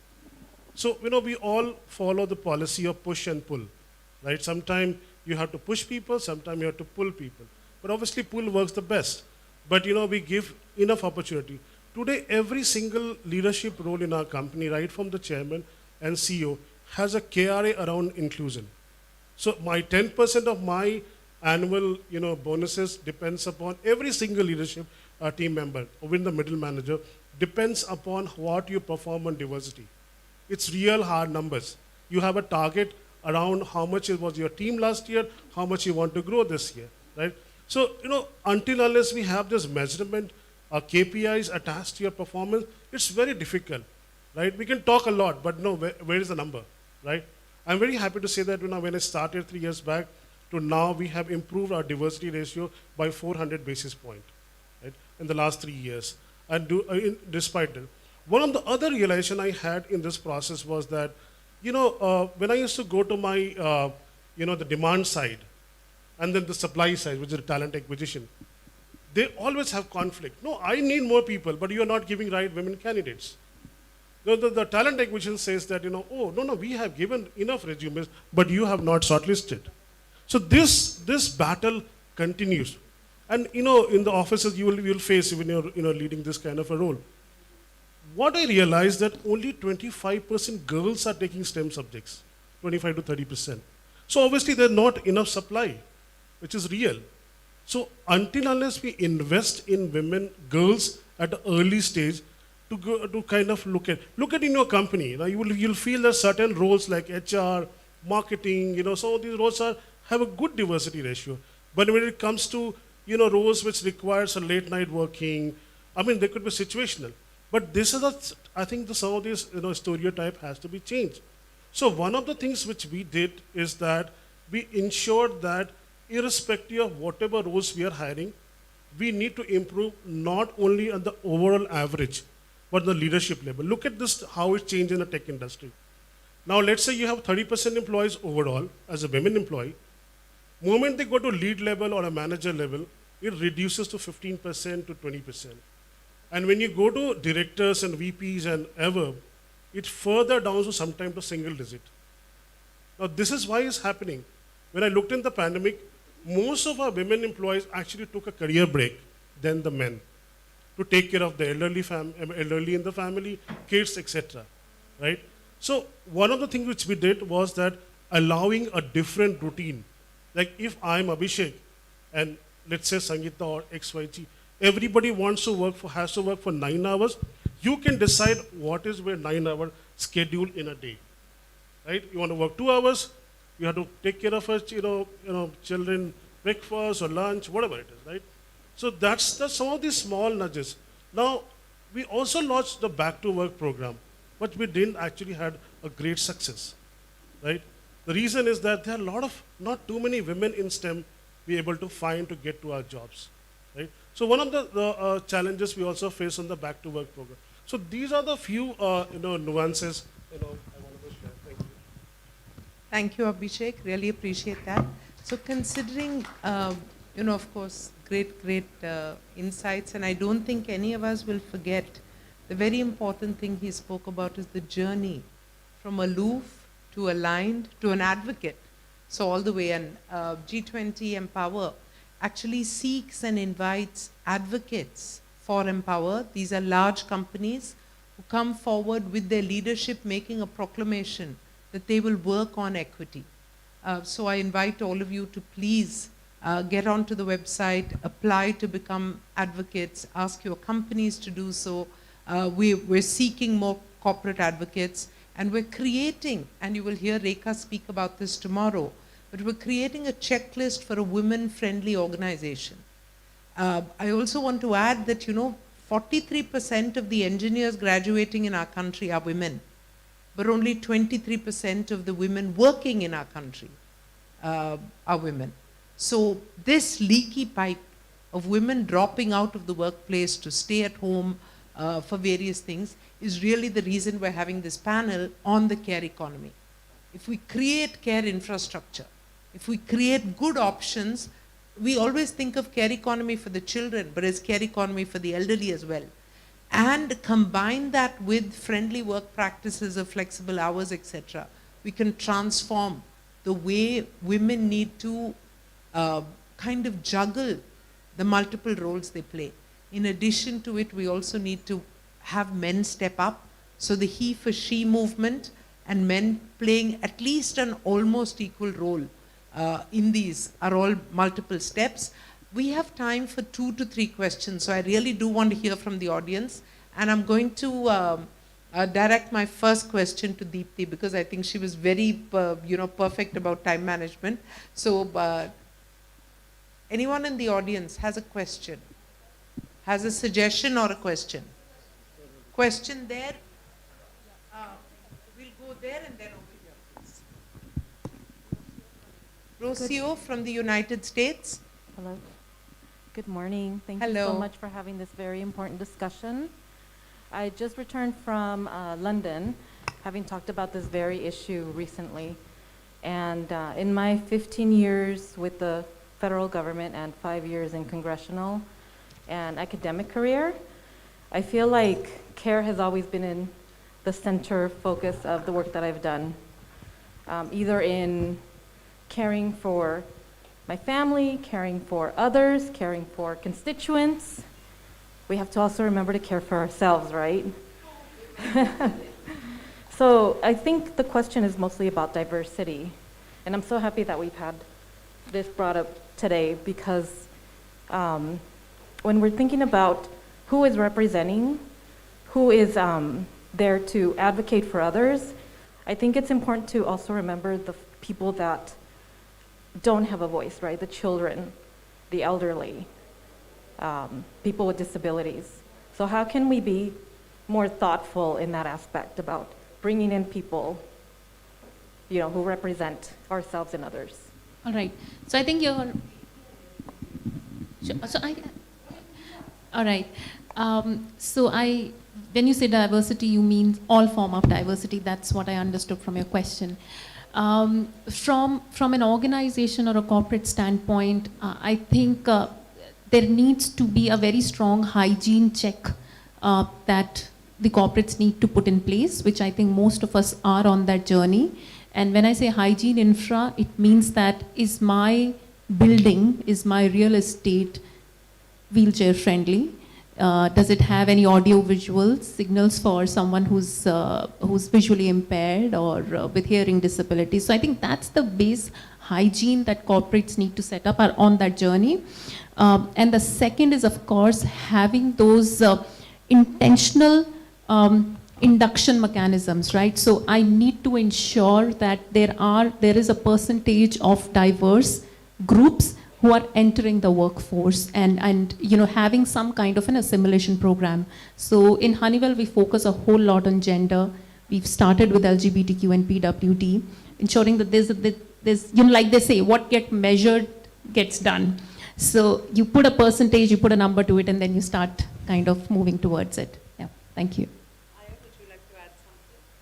Yeah, thank you. Yeah, so statistic is one thing that's very important to do, to disaggregate by different categories, not only gender, but maybe disability status, etc.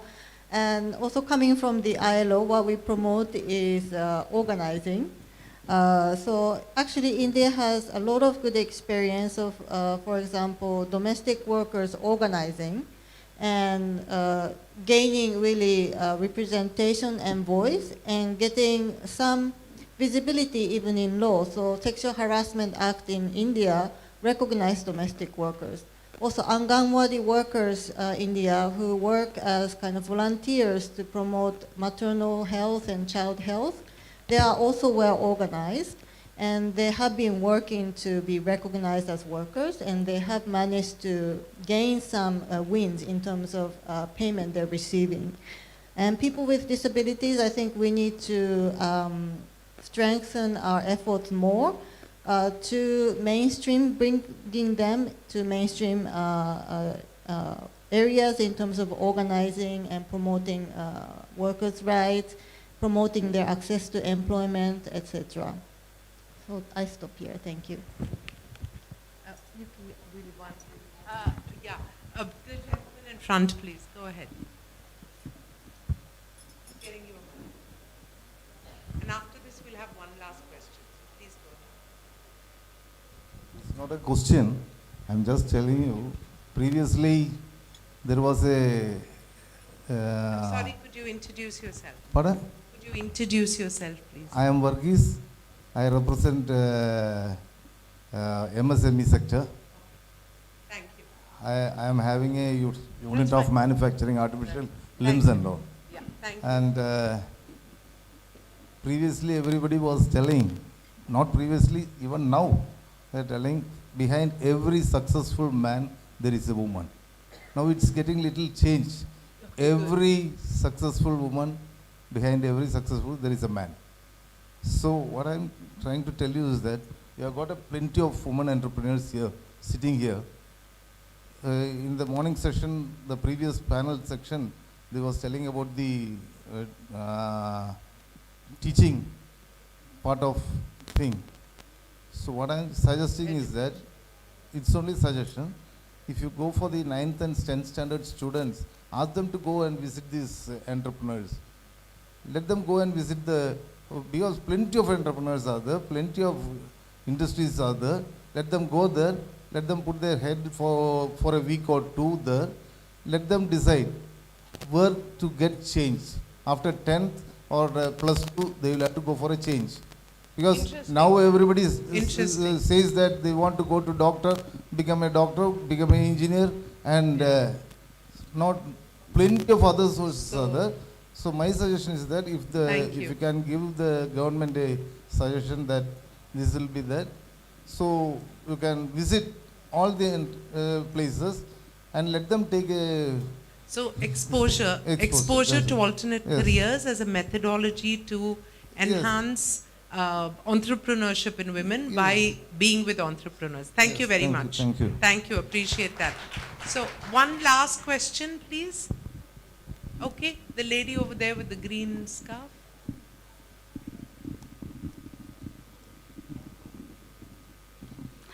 Hello, my name is Sabina. I run a business here in Trivandrum. This is not exactly a question, but it's something I've observed over the past few years. I think we do not give due respect and value to our caretakers. It's a lot to do with social stigma. It's a lot to do with the Indian classes system. But the value of work, as you mentioned, unpaid women contribution to the GDP is around 3%. I would personally think it's way more. Considering the fact that we have, most of our caretakers are women, and considering the fact that they are usually in a position not to actually claim or demand for their rights, I think we as a society, we have a lot to contribute. Give them the value. And I would say, I would give at least 40% of my career success to my caretakers, my domestic help, because I would have never been able to go work late, unless I knew that there was somebody at home who could take care of my kids as well as I did. So I think almost all of us, all the women, successful women out here, we have an entire entourage of caretakers and helpers or domestic help around us. We really need to do this. We really need to contribute to the fact that we should respect them, value them, and consider the fact that they contribute more to our life than just the financial payment that we make to them. I think this particular thing will change. Thank you. Very good point. So I think she's raised, kind of shown the light on an important aspect, which is that we are employing caregivers at home, and how do we give them more respect, appropriate wages, not take advantage of them. However, there's a larger debate going around, which is this contribution to the GDP. If you were able to quantify the contribution of women at home, either in cooking, cleaning, taking care of children, taking care of the elderly, this would create a tremendous upswing in the GDP. I was asked this question from a housewife when I was speaking at the United Nations, saying, why can't you put a number or a price tag on us? And, I always thought maybe this is fair. But let me tell you that after looking at various dimensions and angles of this, my thought process, and this is my personal view, I'm not an expert, we have Aya here from ILO, etc. I don't think this is going to happen. Because where do you draw the line between the love of a mother or the engagement of a wife and the way she does things to a professional chef?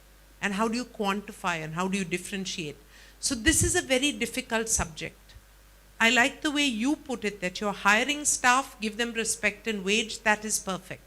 So this ability to look at the care economy, create an infrastructure for it, encourage women with education to be able to work because they don't have the burden, create the structure for flexible work so that what you want to do personally at home, you're capable of doing and you can juggle what you'd like to, and build an environment of home, at home, that it's an equal responsibility and it doesn't all fall on the women. All this, I'm saying this very simplistically, but at the back end of this are social norms, our mindsets, our legal infrastructure, our pay-wage parity, because the husband says, I'm earning 3 times what you're doing. It may have been a love marriage. They were classmates. But yet this man ends up saying, I'm earning 3 times more, because that's the way their career progresses and the sacrifices she made in the lifetime. So it's important for us to go through that cycle of recognition of the problem, of rewarding the other, and the beautiful framework that Aya gave us. This has been an engaging conversation, but trust me, this is only the beginning. So please let us open up. I loved some of the points that Deepthi made, which many are not even looking at. So can we collectively create a framework of a women-friendly organization?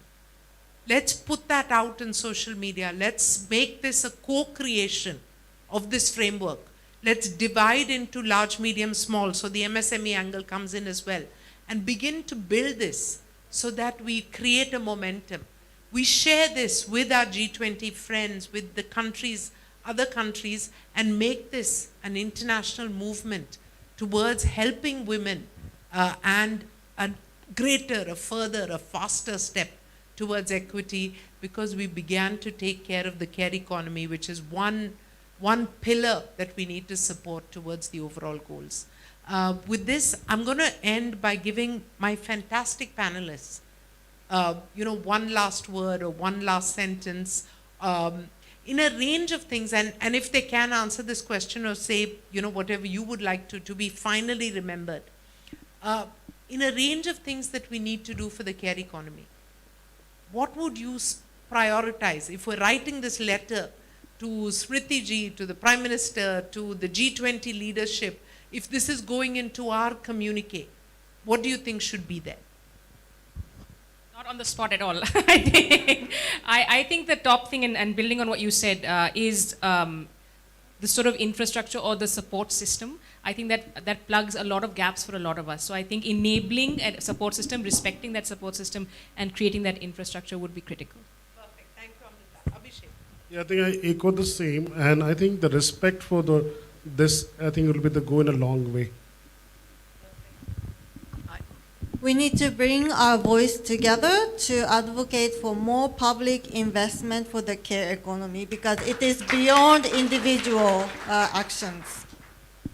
Thank you. I spoke earlier about the 3 pillars of infra. I stay with that. And the other thing that I think I'd like to add is a very strong academia and industry partnership to ensure that the transition is smooth and we have more diverse workforce joining in. Thank you. If we talk about the bottom of the pyramid, government has some very good schemes, and one of them is e-Shram, where from like age group of 18 to 16, they can enroll, and there are lots of good schemes. And as women, we can be the enabler in helping our caregivers to enroll on those schemes, maybe take a Aadhaar, may open a bank account. We should, in small steps, go forward, and it'll help them to take opportunities of the government schemes. And this way, I think the society will have some incremental advance. Thank you. Perfect. So thank you all. We've been extremely disciplined because we didn't want to be between you and lunch. But please remember that this conversation doesn't stop with the panel. Please get onto the website, continue to join us on social media, share your thoughts, please contribute. This is an important subject. It's an evolving body of work to influence the mindset, the social infrastructure, the physical infrastructure, the legal frameworks towards making a more equitable world. So thank you all for being here. Thank you. And thank you to my fantastic panelists. Thank you, Dr. Reddy, and thank you so much, speakers, for bringing to light the various factors and challenges faced in this regard, and also suggesting your viable solutions for this. So with this, we conclude our second session. I request you all to join us for lunch. We will again reassemble for the last session of the day at 3 p.m. Enjoy your lunch.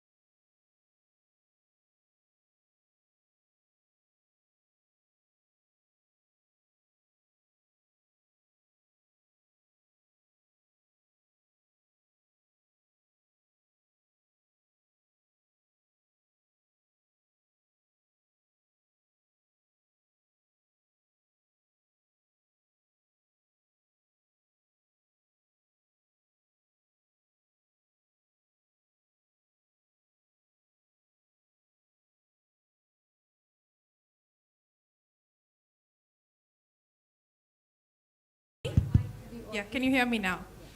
Good afternoon, everyone, and you've been a fabulous audience so far. And let the lunch break not come in the way of your energy and participation and passion for this very important conversation that we are going to have. You know, Empower is our collective dream to bring about gender parity in every way.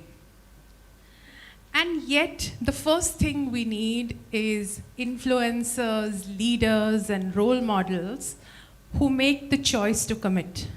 And so first of all, I want to thank all of you in this room for having made that choice to commit and for being here today. You know, as part of the 3 working groups that Dr. Reddy introduced in the morning, we will be making a number of recommendations in the space of driving participation of women, upskilling, financial independence, mentoring, policies, statutes, and so on and so forth. But I believe there is one that is fundamental and perhaps the most important when it comes to making lasting and sustainable change, and that is enabling the right culture. And this must be done in institutions of every kind. But today, we're going to focus on the role that corporates are going to play in navigating the right culture for women empowerment. And I want to start by saying a few words about this very distinguished panel that I'm joined by. To my left is Lakshmi, a dear friend and also an alumni from my alma mater, XLRI. But Lakshmi is Managing Director and Lead for Human Resources at Accenture. And she's a strong advocate for equality and helps people bring out their best both at work and outside. She enjoys mentoring people and is a Melvin Jones Fellow of Lions Club. Next to me on my right is Nisha, who's the head of HR at IBM Consulting. And Nisha leads their 75,000 workforce to build skills and deliver the best employee experience. And in her 12-year plus experience, Nisha has led HR in multiple organizations and supports the company's business growth through strategy and performance. We have Neetu on the left. Neetu is CHRO for Pernod Ricard, and she's been part of the diversity task force focused on gender parity at FICCI. She also enjoys working with youth and facilitates conversations that allow them to air issues that otherwise would be seen as taboo in community. And finally, the very distinguished Ranjan, who is Director HR at IOC and also Chairman of Lanka IOC. And he drives excellence for their 31,000 employee workforce at IOC. And Ranjan is also a chair of the HR committee for FICCI and board member of the International Federation Training and Development Organization.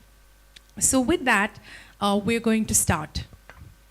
Now, I'm just going to take a couple of minutes to frame what we are going to talk about and then hand it over to this very distinguished panel. You know, organizations have worked towards building diversity for many decades now. Participation has improved. We've invested a lot of resources and skills building careers. We've also had a lot of CEOs, say that they stand up as advocates and allies, and yet despite all of this, the progress remains limited. Sitting in corporate India, reported statistics say that we had about 30% gender at the managerial level plus, and it's in single digit when you go down the workforce at the grassroots and the frontline level. And many of our G20 members have similar challenges. From our experience of having driven this very passionately at Hindustan Unilever for over a decade, we believe that a culture of continuous commitment and leadership and of continuously raising the game, adjusting the sails of the boat to the context and the winds of time is what it takes to make progress. Equally, culture doesn't get created in isolation. It's inextricably linked to skills, policies, infrastructure. And sitting here today, we have 4 amazing organizations who are role modeling how to build culture in the right way. And so, Neetu, I want to start with you. The last few years have been an unprecedented period of volatility, uncertainty of every kind, whether it's societal, health, economic. And this has had a huge impact on women in the workforce. What's the impact that you've seen? And as an HR community, we are all geared to doing right when the going is good. But what happens when times get tough and our resolve gets tested? Great question. Thanks, Anuradha. I think whether you're a leftist, rightist, in between, whether you follow the ILO, the World Bank, whoever's data, for all the other co-nerds in this room like me, data suggests that especially post the pandemic, the participation of women in the workforce globally has come down. It's come down for men as well, but sharper for women. For me, the worrying thing is the catch-up is going to be slower for women than it will be for men. Which is why, as I sit here as a proud Indian woman, I'm personally thrilled about the government's programs like Beti Bachao, Beti Padhao. I've proudly had all my education, including my MBA, funded by taxpayer money. Yeah. So very, very passionate about this cause. That's the first thing. So we're in the right place at the right time. To your question, Anuradha, about how do we inflation and GDP proof the D&I agenda, I have nothing against all the white papers that are published around all the good stuff, if you'll allow me to call it that, that D&I does, around profitability, productivity, etc., etc. Our business case at Pernod Ricard, we're an Alcobev company, a very proud one of that. If you're having a discerning drink tonight, chances are it's a Pernod drink. Our business case for D&I is based on very simple principles of fairness. Women are 48 to 49% of our population. We don't talk about compliance and quality when the going gets tough, to say let's cut corners. We make products where we're very proud of our craftsmanship. We don't assemble single malts on a line. So we don't cut corners when the going gets tough on ethics, compliance, quality. For us, D&I is no different. If women are 48% of the population in this country, if my demographics aren't closer to that, the board outside our buildings don't have the name of our company, they simply say women are not welcome. And that's our simple case. That's how you GDP proof it, and you start with the leadership team, not bottom up.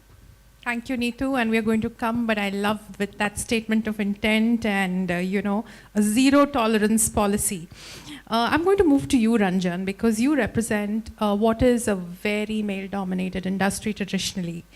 And tell us what role leadership has played in your organization, and how have you led the mantle for upskilling and leading and mentoring women in your organization?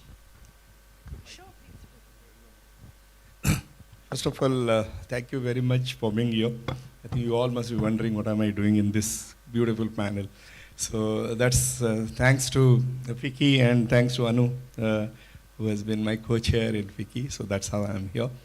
Thank you for giving this opportunity. First of all, let me tell you one thing. It's very easier said than done. I have been attending lots of places, lots of conferences. We have been hearing about it, that this should be done. This is how it should be done. It's very easier said than done. That's number one. It's a huge challenge, but when to start? Today is the right day to start. There's no tomorrow. You have to start it immediately. So as far as we are concerned, let me tell you, we have identified there are 2 areas where you can really take the women employees or women stakeholders, I don't call them employees anymore, to take them forward. Number one, create a support system. You spoke about mentoring. We have created this mentoring forum called Avigyanam. We call it Avigyanam, where both mentoring as well as reverse mentoring is carried out, where the women employees are handheld. See, this is one thing. Another thing also I loved in the whole theme that we are talking of. We are talking of equity. I think this is the first time I am hearing, at least very prominently, equity coming up. We have been always talking of equality otherwise. Equity is that you provide a system by which people are so empowered, you don't have to make any difference for them. I am very proud that my women employees who are there, one of them is sitting somewhere here also, they are very proud that they can handle any job, whatever. You only have to give them opportunity. So create a support system, which is very much important. Then second part is that create an ecosystem environment. See, particularly as I will sometimes later I'll try to elaborate on that, but something like this, we know that mid-career women are falling off. I mean, they're not coming up. If I have one, I mean, I'm extremely proud that we have one board member right now who is a lady. So that's been very interesting for all of us, because in a public sector and particularly in an oil and gas industry, where world over the average percent of women was only 9%, we are having right now 19%. I'm very happy about it, and we are recruiting more also. Yes, I think we should clap for ourselves. I'm very happy about it. Intentionally, we go for it, and my women employees are ready to do anything. They don't. So at that point of time, when there is a requirement, we have to provide an ecosystem. So we have come up with a program called Arohi, where we train them on everything.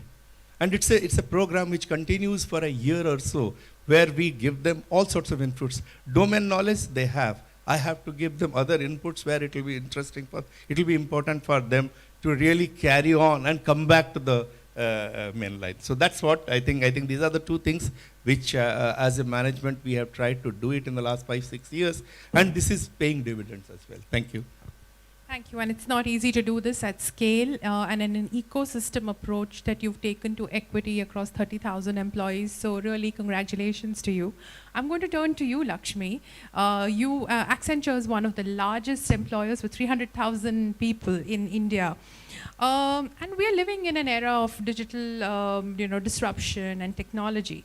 And in your view, what role can digital and technology play to accelerate the representation of women? And what are you doing to bring flexibility at the heart of your employee proposition? Thanks, Anu. Absolutely, and it's a great question. I think technology is going to continue to play a role as we go through the next several decades. But at Accenture, we've been globally one of the most digitally enabled organizations for many, many years now. And whether you talk about how we manage people's performance, how we recognize people, how do we train and mentor people, technology has played a big role. But having said that, technology is an enabler, a huge enabler, but an enabler. And so for true change to really happen, it starts with, I think, what you mentioned, Neetu, which is really about commitment from the top, right? And to just share an example, while we've been on this journey around inclusion and equality for many years, 6 years ago, I think it was the year 2017, when our then CEO, Pierre, who passed away since then, made a public commitment for Accenture to be a gender equal organization by 2025. And 6 years down, if I look at some of the statistics in India, of the 300,000 people plus that you mentioned in India, more than 47% are women. And thank you. Which is almost about 150,000 people, 150,000 women in Accenture. And if I look at the leadership level, that's about 26 to 28%, depending on which time of the year you're taking that stats. But it starts there. And then all of your technology and talent strategy fall into place when you've got commitment at the top, right? And if I look at, for example, when we went out with that 50% commitment, that is then a business priority. It's not an HR priority. It is a business priority, and that's in technology helps us measure and track and report at every level of leadership across not just gender mix, but what's your sourcing mix? What is your recruiting mix? What is your promotion mix? What is your attrition mix? What is your pay equity? So technology then helps create visibility and transparency and holds leaders accountable at every level. So that's the first one.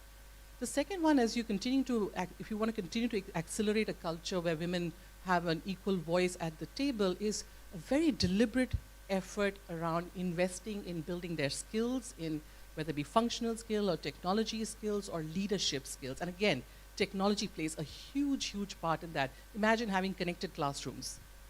And if people can't join classrooms, then you've got to have all of your learning. For us, it's on a platform called My Learning, where it's completely digitized. It is modular. what that does is it provides a lot of flexibility to women or all of our people to learn as they work, when they want to, not necessarily on a schedule that is decided by the organization, but it's decided by them. So there's a flexibility provided over there. And it also helps connect you with teachers or faculty or mentors from across boundaries. You may be based in Bangalore, you may be based in Trivandrum, but you have access to mentors from any corner of the world, because then technology brings those people together. And the third aspect, which has been working extremely well, is as we've seen over the last 3 years, where many of our people started working from homes, our women want, as much as our men, want greater flexibility. At the same time, they also want those connections. They want to have those connections with people and a sense of belonging. Again, technology, a huge enabler of flexibility, a huge enabler for creating a culture of true belongingness. We've got something called Together at Work, which is a platform where I can sit in Bangalore and see what may be some of the events that are happening in Bangalore, if Anu was working at Accenture, I would know if it's Anu who's coming into office that day, because then I can come into office and have a meaningful conversation with her. Because our research tells us that just by mandating people to return to office is not going to create that sense of connection. But to create those meaningful experiences at the individual's choice helps bring people together. So in a nutshell, I think technology is going to go a long way in creating those opportunities for women to participate in education, access to employment, access to healthcare, all of which are very important as you continue to kind of accelerate women to their careers. Thank you, Lakshmi. And I think so beautifully and comprehensively explained about how you use technology and metrics, and yet the underlying theme that it's leadership commitment, the discipline, and that's been our learning. And at Hindustan Unilever, where 10 or 12 years into the journey, every year, the rigor in setting the targets, the tracking, the metrics, that's what really keeps it going. Nisha, I want to turn to you. And IBM has been a pioneer when it comes to gender balance for many decades now. One of the first companies that I remember when I joined the workforce with, quite evolved practices like women's networks. I wanted to hear from you what's on your agenda when it comes to gender balance. Tell us about some of the things that has really made the difference, and also how you are embedding flexibility into your work proposition. Thank you. It's my privilege to be here. Good afternoon, everybody. So IBM's commitment to diversity and inclusion is longstanding, as Anu mentioned. And we have a history of 112 years to really talk about this. If you go back in history and think about what IBM has done, way back, in 1899, when women were actually fighting for the right to vote, fighting for generally about being at the workplace, IBM actually employed our first women employee. This was in 1899, many, many years ago. In 1914, we employed the first employee with disability. In 1935, we introduced pay equity, equal pay for equal work. And in 1954 is when we actually brought in equal opportunity employment. So I'm saying all of this just so that you understand we have been on this journey for a very long time. And I could really resonate with everything each of my co-panelists were talking about on things that we are doing at IBM. I would like to talk a little bit about what we are doing from a policy front, and many things that many of you spoke about here. So for working mothers, we all know, there's a flexibility that IBM offers. It's not like, being clocked, what time you come in, what time you go. And I think that goes a long way in the way we really design the work for people. The second thing is we have lactation rooms in all our offices. In the US, and we haven't really been able to bring it up here, is we have breast milk delivery services. So, if women have to travel and then you're a lactating mother, you have that choice as well. Another interesting policy that we have is the caretaker policy. So irrespective of gender, if you are a new parent and you have to travel to another place, IBM will sponsor the travel charges for the baby as well as the caretaker. And I have to tell you, I'm one of the employees who have actually utilized that service, and probably that's the reason why I'm still sitting here and talking to you about all of this. And then, in order to add, I mean, diversity is not just about women, right? I know although we're talking here about women empowerment, it's also about other sections of our society. So when I talk about other sections of our society, we have transgender, you have LGBTQ, it's representation across. So we have gender neutral bathrooms. The identification process, which is confidential, and employees where people from LGBTQ have a safe environment where they're really able to thrive and be able to talk about it if they wish to, and also grow into roles and in the organization. So it's all inclusive and not just about gender. And then what I want to talk about and leave all of you in the room is there are a few things that maybe we, irrespective of whether we work for a company, whether we are entrepreneurs, that we all can do for the society in general. The first thing is, I think we talked about a little bit, is design roles which are suitable for women. It could be a lady who's coming back from a maternity leave who would probably be helpful with a schedule that is flexible. It could be for leadership roles where, we are, I know somebody spoke about this, we all try to behave like a man. Is there really a need to behave like a man? We can, there are so many things that we bring to the table. Let's have roles that celebrate some of those qualities that we bring to the table. The second thing is, I would say, let's celebrate inclusion and diversity. We all talk about it. But it's not enough that we actually have it in our strategy, but it is about measuring. And I know, Lakshmi, you spoke about measuring and making sure in every the life cycle, starting from hiring to promotion to your, the entire life cycle, if you're able to measure and make your leadership accountable for it. You have metrics which are being tracked and use digital, and ensure that people are able to see how they are progressing. That will make a big difference. And the last thing I would say is, that the middle layer where people start leaving the workforce because of the additional responsibilities, that is where we have to really detangle the messy middle layer. That's what I would call it. Because that's where leadership, that's where organizations, all of us can play a role. It could be the mother's guilt. We all go through it. We know what that means. It could be the self-limiting beliefs that many of us really carry. Imposter syndrome. Can I really do it? Can I raise my hand for that job? What can we as organizations really do to help? And we have all gone through that, but I think if we come together collectively, we can make a big difference to the society. Thank you. I'm going to throw open an issue. And it starts with, like Ranjan said, empower is all, it goes beyond, equality and representation to equity, which is about creating conditions and mechanisms for everybody to thrive, everybody to have a level playing field, irrespective of their lived realities. Yet, sometimes we hear a lot of talk, a lot of, almost grandstanding about gender balance and gender equality.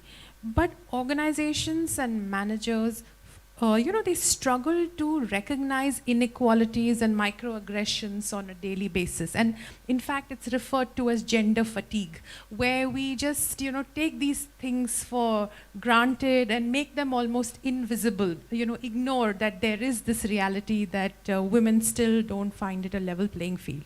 So I'm going to throw the question to all of you. What does, in your view, a diverse and inclusive culture look like? What does the place smell like, as they say? Can you paint a picture for this audience? And, what are some of the barriers to this that you would like to see actively removed? I'm going to start with you, Lakshmi, and then go to the others.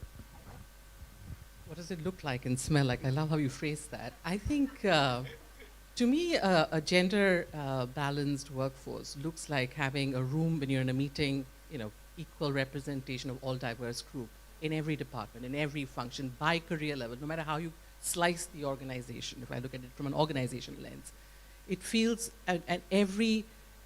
it's inclusive in everything that you do, whether it be a recruiting process, whether it be a promotion process. It is making sure that there's equity, and when I say I view equity a little differently. It's about making sure there is equity from a pay perspective, equity from a promotion perspective, equity when I appoint senior leadership.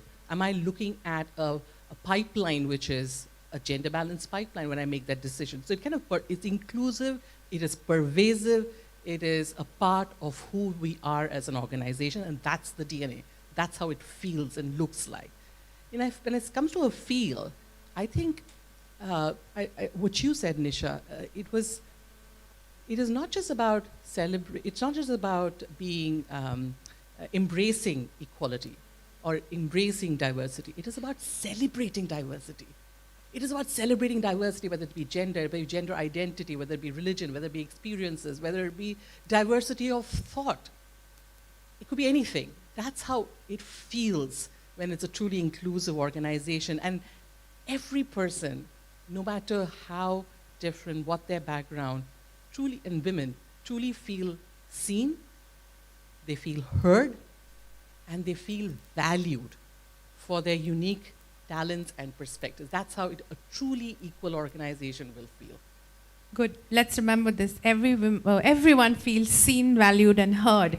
Ranjan, I'll go to you. I think I can't. I can't have any other thoughts about that. Absolutely, everybody. See, that's what I think. If you look at our organizations, how you feel that it is prevalent. If you feel that everybody feels that I have a value and it is valued by my superiors, by my peers, by my organization, by my management, if it is valued. Whether it's, of course, currently we are speaking about women employees, but I'm talking across anybody. If you are talking about it, that's where all of us, CHROs or all the leaders who are there, have to play that role very, very actively. And it has to be visible, it has to be led, it has to be practiced, it has to be shown and led by example. I think by each one of us it has to be done. So that's one thing I'm very sure about it. I just can't think anything other than that. Number two, which I also would like to, see, there are very few small things. I was just sitting here just now, I thought about it. I was wondering that normally if you go to a place, the ushers who come in with flowers and with this have to be ladies. Why? I've stopped it. No. It has to be equal. It cannot be only males also. It has to be equal. Let us have a combination. Let us have an inclusivity in that. It's a very small thing, but we all have probably accepted it, and that's why we have landed at this position. Particularly, if you look at nature. Nature had made it 50-50. We only have, through our thought, through our actions at some point of time, has brought it to this level now. And then, of course, when I talk of leaders and all, I'm reminded of Sheryl Sandberg's that famous statements. We want a world where we don't want women leaders. We want only leaders. That's how the world should be. So that's where I think thank you. I think that is where we all have to play. And for me, when I get into anybody, like anywhere in my organizations, anywhere, if it smells well, I know the diversity is there. I don't know how you feel it. It comes from within. You know that it is there. It is there. And then you feel charged up. And we are in the service of energy. And I get energized when I see this diversity totally taken care of. Thank you. Well said, well said. Okay, since you asked how do you see and feel, I'm going to ask all of you to actually visualize. You're walking into a room and you're able to bring your authentic self to the room. You don't have to pretend. You don't have to be somebody else. You're not doing it for others. You're doing it for yourself. That is when the performance is at its maximum potential. And we benefit as women in the room, as individuals in the room, and the entire organization benefits out of it as well. Now let's top it up with one more layer. You have allies who are supporting you, who are sponsoring you, who are your friends. You can go and talk about it. We talked about employee resource groups and so on, right? So you have people to support you. You're yourself, you have people to support you. You have managers and leaders who are accountable to ensure that you have the right representation at all levels. And you're really driving the strategy of the business. And I would say all of this is not good if the employee is not experiencing it. Because you can have as much strategy as you want, but at the ground level, if the employee is unable to experience that on the floor, then I would say nothing is working.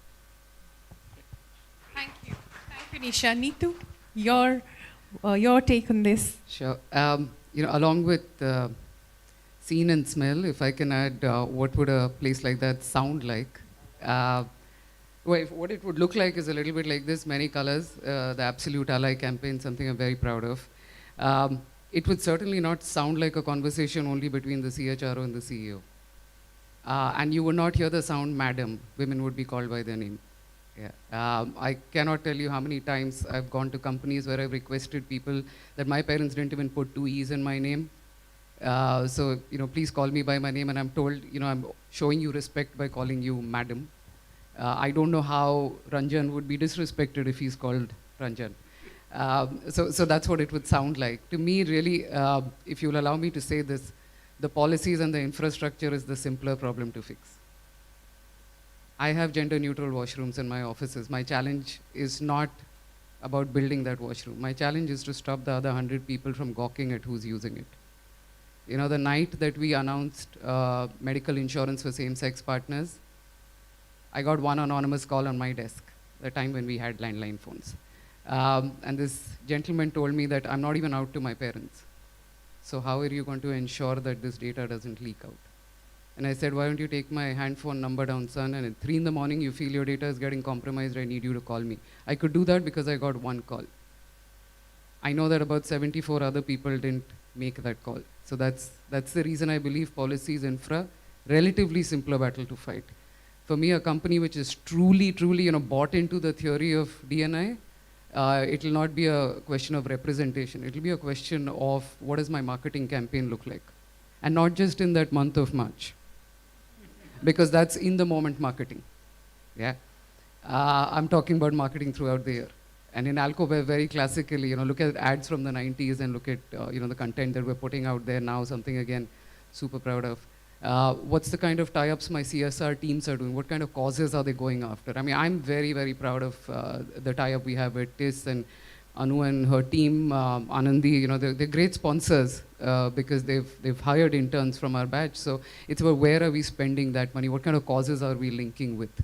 To me, that's when you're really snorting the D&I agenda. Wow.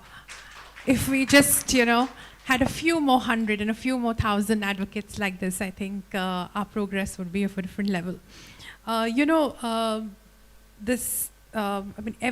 just can't, and just to build on what all my panelists have said, many years into our progress on diversity and inclusion, a very successful lady employee said to me in HUL that, when I walk into the office in the morning, I feel like I have to take off my persona and put on another persona to be successful in this organization. And my heart broke because I said the day that lady and many others who don't own up to it, who don't feel the need to be, part of what they see as a stereotype of success, is the day when we've become truly inclusive. So we continue. Before I throw it open to the audience for questions and comments, I just want to have a quick last question and a very quick rapid fire. What do you think is the one biggest change that will take us further in our Empower journey? I'm going to start with you. You have the mic. If you'll allow me, Anuradha, can I change it to what should we stop doing? Absolutely. And I'll delegate. When have the you listened to me? Oh no, there goes the reputation. Yeah, Cynthia, this is not just a request to everybody here, but even in the audience, if I could really beg for one thing, I would beg we stop the tokenism. The wear pink on the 8th of March. If there's one thing that guts me, it's those pictures in that week of the 8th of March where everyone does.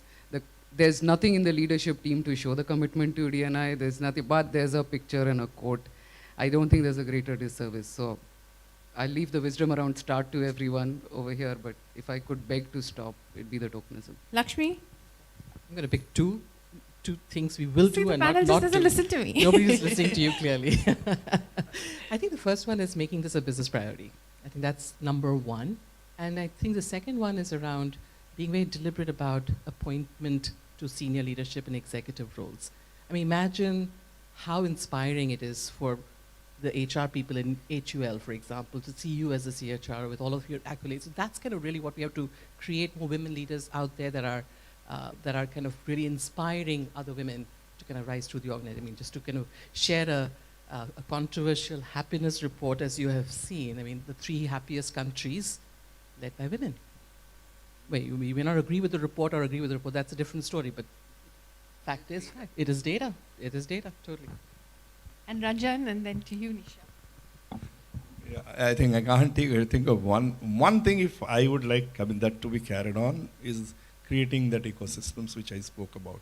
I think probably that is what every leader has to think about and create that ecosystem, which has to be conducive, which has to be, which has to be neutral in every sense. It has to be provided to our people. I think that's probably for me very, very important, particularly coming from an organization where numbers are very low, and we are trying to bring up and trying to really have that equality or equity at our place. I think for me that has been the most important thing.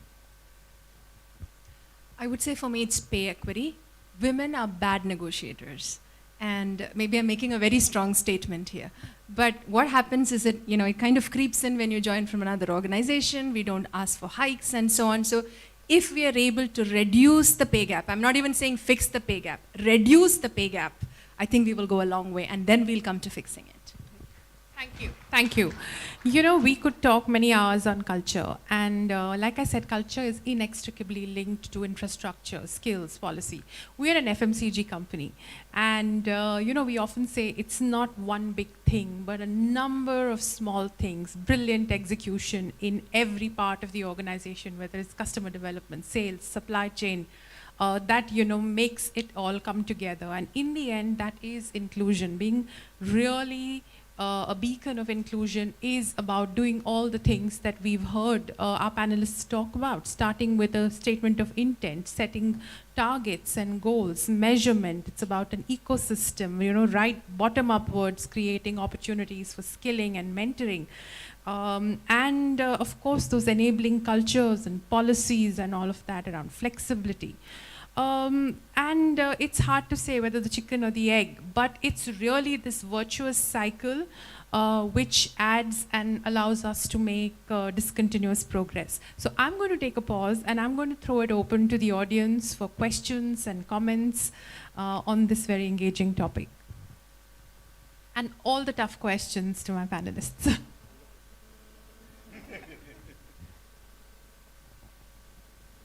Yes, please go. I don't know whether you have a mic. But we can hear you.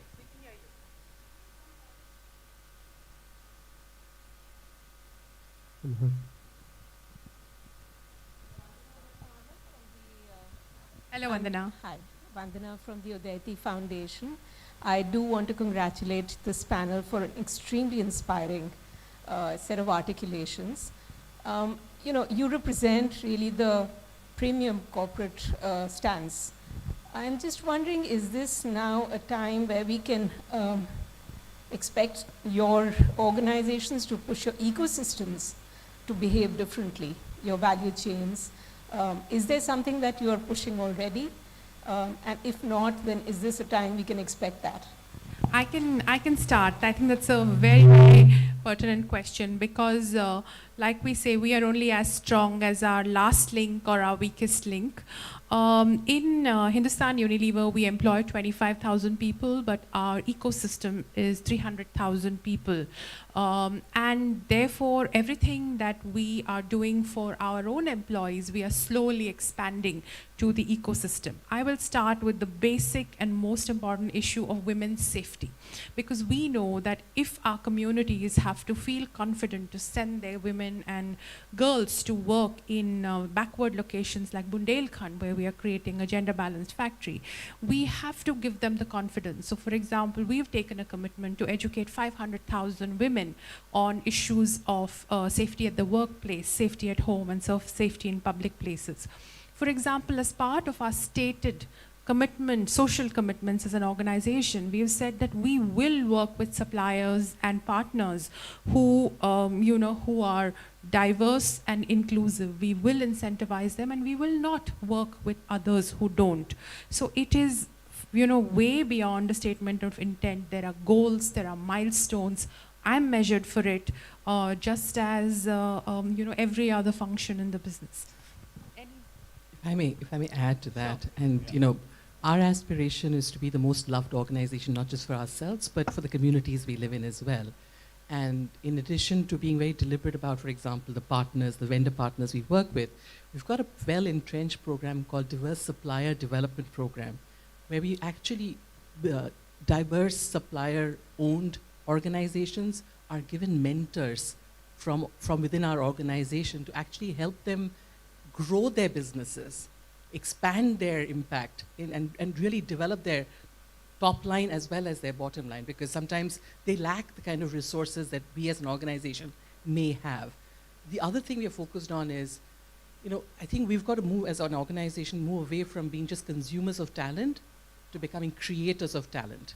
And that's what we're actively focused on. When we've got very intentional programs that are called inclusive internship programs and RM, where we actually bring in people, persons with disability or persons from the transgender community or women from economically weaker sections of society. We bring them onto either doing a 12 to 24-month internship where we invest in their skills and then absorb them, or if they want to, or they become at least more employable if they want to go outside of Accenture as well. So there are multiple programs, because I think we have a huge responsibility. We are today about 300,000 plus people here in India, and that's just the people that are employed. But when we kind of design our policies and our benefits, it's about not just the people, but the families as well as the communities that we operate in, that we kind of take a look at holistically when we develop our policies. So your question is absolutely bang on. I think we do have a responsibility as organizations. Yeah. I'll make it really quick in the interest of time. So we also work on skill build, which is really building the skills of the community around us, of the girl children, STEM education for girl children, the science, technology, mathematics. So we work with academic institutions. We work with, and I know in the morning discussion we talked about that as well. So that's something that IBM does extensively. And I think it has to be an ongoing partnership between government, private, and NGOs. I'm not able to see you. Ma'am, one more thing just I wanted to add, because I don't think many of are there from the government sector right now here. The government itself is also trying a lot of things on this account, whether it is procurement of RMS from the MSMEs, where it has to be there. And this government, I am really proud that they are very serious about it. It is being monitored, not at the, not less than the CAPSEC level. It's monitored how we are doing it. So that's what also is creating that difference, which we had all been dreaming about a few years before. So that's something, I think that enabling environment is being built upon.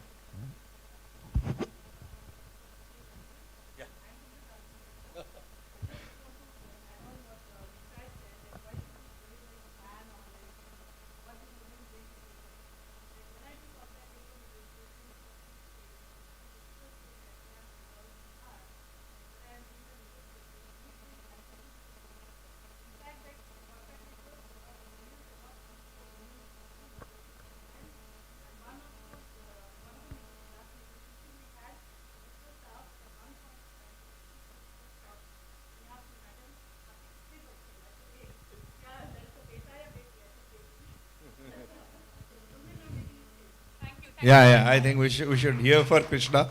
She's from Oil India, so that's why. Thank you for your comment.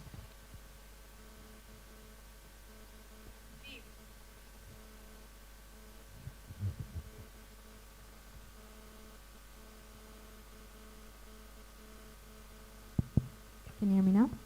This is Lila Mergawi from the U.S. Department of State. I have a quick question for you. So you told us what a diverse, inclusive workplace smells like, tastes like, looks like, feels like, sounds like.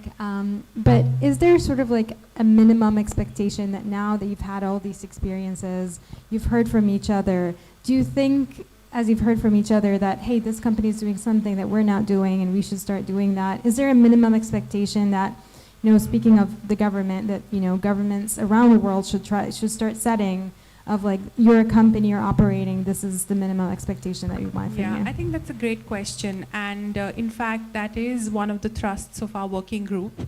And Lakshmi and I are part of the same working group that's looking to drive empowerment of women across corporates and across 5 themes. We have called out very clear recommendations to the government and to private organizations for minimum mandatory and then the next level, and also inspired very heavily by the UN report that advises governments and nations. So very much in the heart of the thinking. Yes, the gentleman at the back. They need a mic. Maybe just come up front. We have time.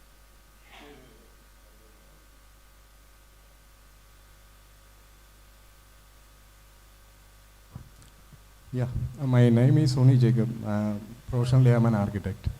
I was hearing about what ma'am was saying about the new policies they are making in their company and all that. My actual question is that if these challenges you are facing and you are making new policies in your company to overcome those challenges, will that reflect in the society after the people who are working there, leaving their society, and when they go to their home, would they treat their daughter-in-law as a mother-in-law or as a same woman? The same with a father-in-law to his son-in-law. No gender bias. Does anyone want to take this question? Neetu? So I can share with you that one of the things we try and do is we have 30 plants in the country, so we try and spend some time in these plants, and bulk of them are third party. And it's fascinating on the outskirts of Gwalior where we have a plant. I was catching up with some women who are all 50 plus, the first time that they've stepped out of their villages to work in our plants, and my question to them was, wasn't it tough? When you tell the rest of your village folk that you're going to an alcohol company to work. And my role model, with all due respect, the CEOs of the Fortune 100 and 200 with their Ivy League degrees, they were meant to be there. Privilege. My role model is these women on the shop floor, because you know what they told me? They said, I don't feel embarrassed because now I'm paying for my child's education. And they can come and look at the plant and they can see where I change, they can see where I eat, I'm getting better food. To me, that's the proof of the pudding. It's not the posters. Sometimes I'm guilty of putting up on LinkedIn, but it's not that. To me, this really is the proof of the pudding. And to me, these women are serious role models. The nerve and the courage it must have taken on the first day that they sat in the bus to come to our plants. And the kind of, they've not been trained on unconscious bias. So to me, that's the first thing. And if they can call their friends, family, son-in-laws to come and visit, then I think we're doing something right. So to me, it's a two-way street. I think we underestimate our influence as organizations in society. And I was recently at the release of a trust report by Edelman. And they said that trust in every kind of institution is at an all-time low. And organizations are really seen as the place that must drive civil discourse, that must drive a better way of engagement and in society. So we underestimate our influence very often.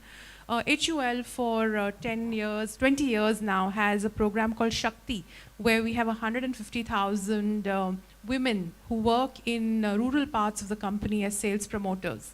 Now, it started as a women empowerment initiative, but today those women are real figures of influence in their villages. People look to them for advice, people look up to them for the respect they've built for themselves, and therefore when we want to drive a message, we often use our Shakti Ammas, and therefore we must never underestimate the influence and the impact that we can make as a result of the privileges we have.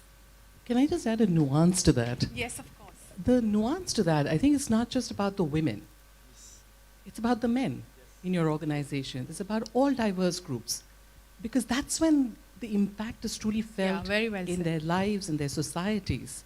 When you create equal policies for both men and women to participate just equally, right?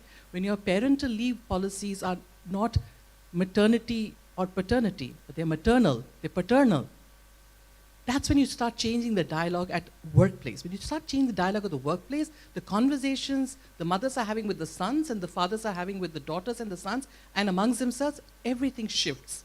Now, it's not an easy journey, because you obviously have several centuries of a cultural orientation that we have to kind of switch, but it's not like a perfect solution. You'll wait for a perfect answer before you start executing. You start executing today, and you start making these changes, person at a person by person, and then you make the impact on society. We'll take a couple of comments more. Yes, yes, sir. Sorry, the lady, and then we'll come to you. Sorry. Hello. So this is pretty much follows from what you've been talking. We are not able to see you. Would you like to come up so you can be seen? Thank you so much. No problem.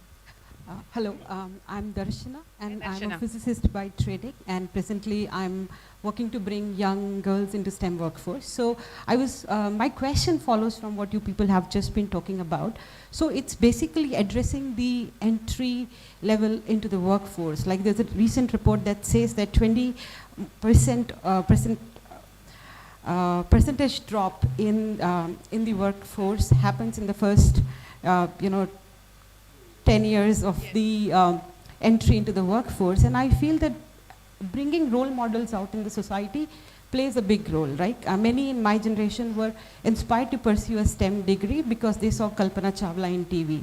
And I feel representation of women from across the sectors, like Neetu, you've been giving very beautiful example, and so Anuradha, you've given some very beautiful examples, and I feel their representation in the television, in the media really needs to come out so that young women out there are able to imagine a future for themselves in the workforce, whether it's as a CEO of an organization or as a woman on the shop floor who is working in an alcohol factory, right? Both are equally empowering, and their stories need to be out there so that they can inspire young girls who are in school.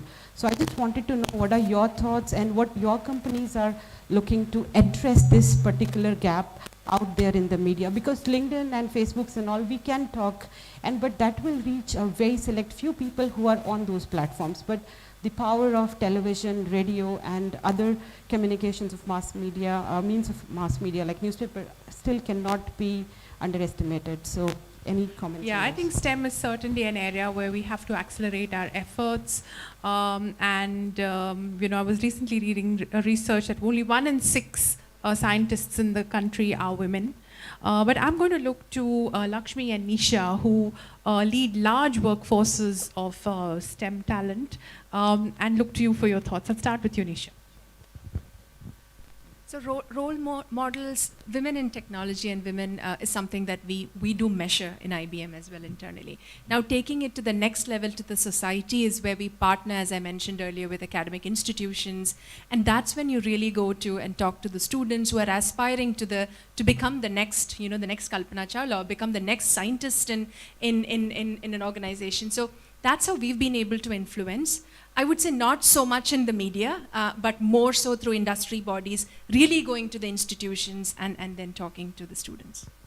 And yeah, I think quite similar with Accenture as well, and for us it starts when we go to colleges and universities and talk to them about careers, mentoring them on how you can grow your careers, because sometimes that between graduation and entry, there are sometimes significant amount of dropout of women after they finish studying, and then that's a colossal loss to the society in general, isn't it? So to kind of really continue to inspire them by taking leaders, both men and women, into the colleges so they can actually mentor them and coach them is definitely a big focus for us. In terms of the society more generally, we've been investing in some of the NGO diversity sponsored or diversity owned NGOs as well, and investing in them by again training them, skilling them, so that they can actually continue to contribute and continue to grow as women entrepreneurs in the society.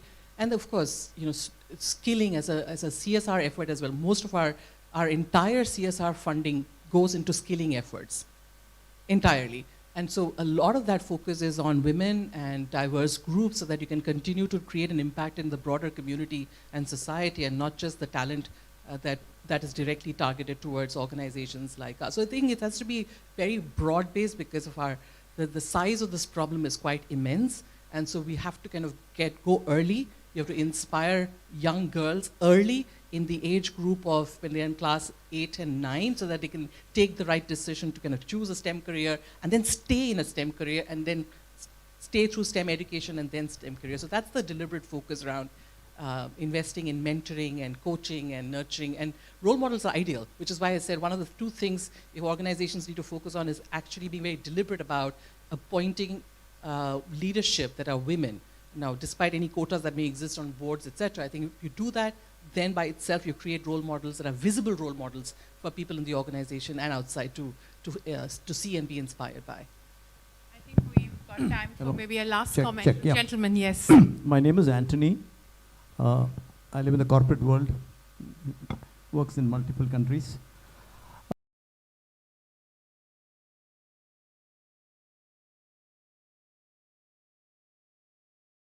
Thank you. Neetu, would you like to take that? Ranjan? Yeah, sure. You're absolutely right. You know, and I think, you know, I touched upon it briefly, but families, one, not just in terms of people that are impacted, but because our focus here today is women. For the moment to just return to the plant the next day or the office, I don't think it's any simpler in urban areas. The family support is a huge one. So I think one of the things we do, even to the question we had just before this, is to work really at the grassroots levels. I mean, in a place like Bundelkhand, we're working with farmers groups run by women. You know, we call them the board of directors, and they run, it's like 7, 8 women that run their own little business around peanuts. They've eliminated the middleman. Businesses that were traditionally run by men. I think a lot of it is also just, and when that woman goes back, the number of lives that she touches, that's where the family kind of comes in. I'm not going to say to you that, you know, we're inviting men specifically for some of these workshops or the target groups. Like Lakshmi said, we're very intentional about where these efforts and these funds are going. And right now the priority is women. In a state like Haryana, where female infanticide is high, we actually work with women's group to educate them on their legal rights. You know, we work with the government, we work with NGOs to just educate people on the perils of irresponsible drinking, being an alcohol company. We take that very, very seriously. No, as a company, we ask people to drink lesser but drink better. Yeah. So yeah, the family is an absolute, I don't think you can distinguish. It doesn't work that way, so absolutely. Yeah. For me, thank you very much for giving me this lead. In fact, for us, I think I told in the beginning itself that unless it moves everywhere, it's just not possible to really see the visible result of this. If I only speak of it in the office and it doesn't go to my family, it doesn't get attributed. I think Jacob was also asking the similar question. I think if I understood him clearly, he was asking whether I will be the same father or same father-in-law to my daughter-in-law, whether I will be at home. This is where it's very, very much essential that family becomes a part of yours.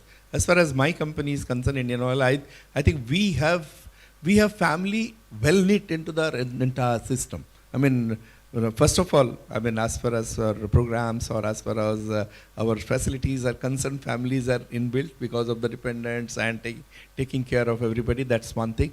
But whatever initiative is there, if it is for the employee, it goes to the family as well. I'll tell you one example. Recently, I think we all knew during this COVID, there were a lot of mental issues which cropped up because people are at home and they were, I mean, children face these problems, everybody. We started an initiative called Paramarsh. I mean, in fact, we opened it to our employees and to their family members who can be contacted by the experts who can be contacted, and they can tell their issues to them.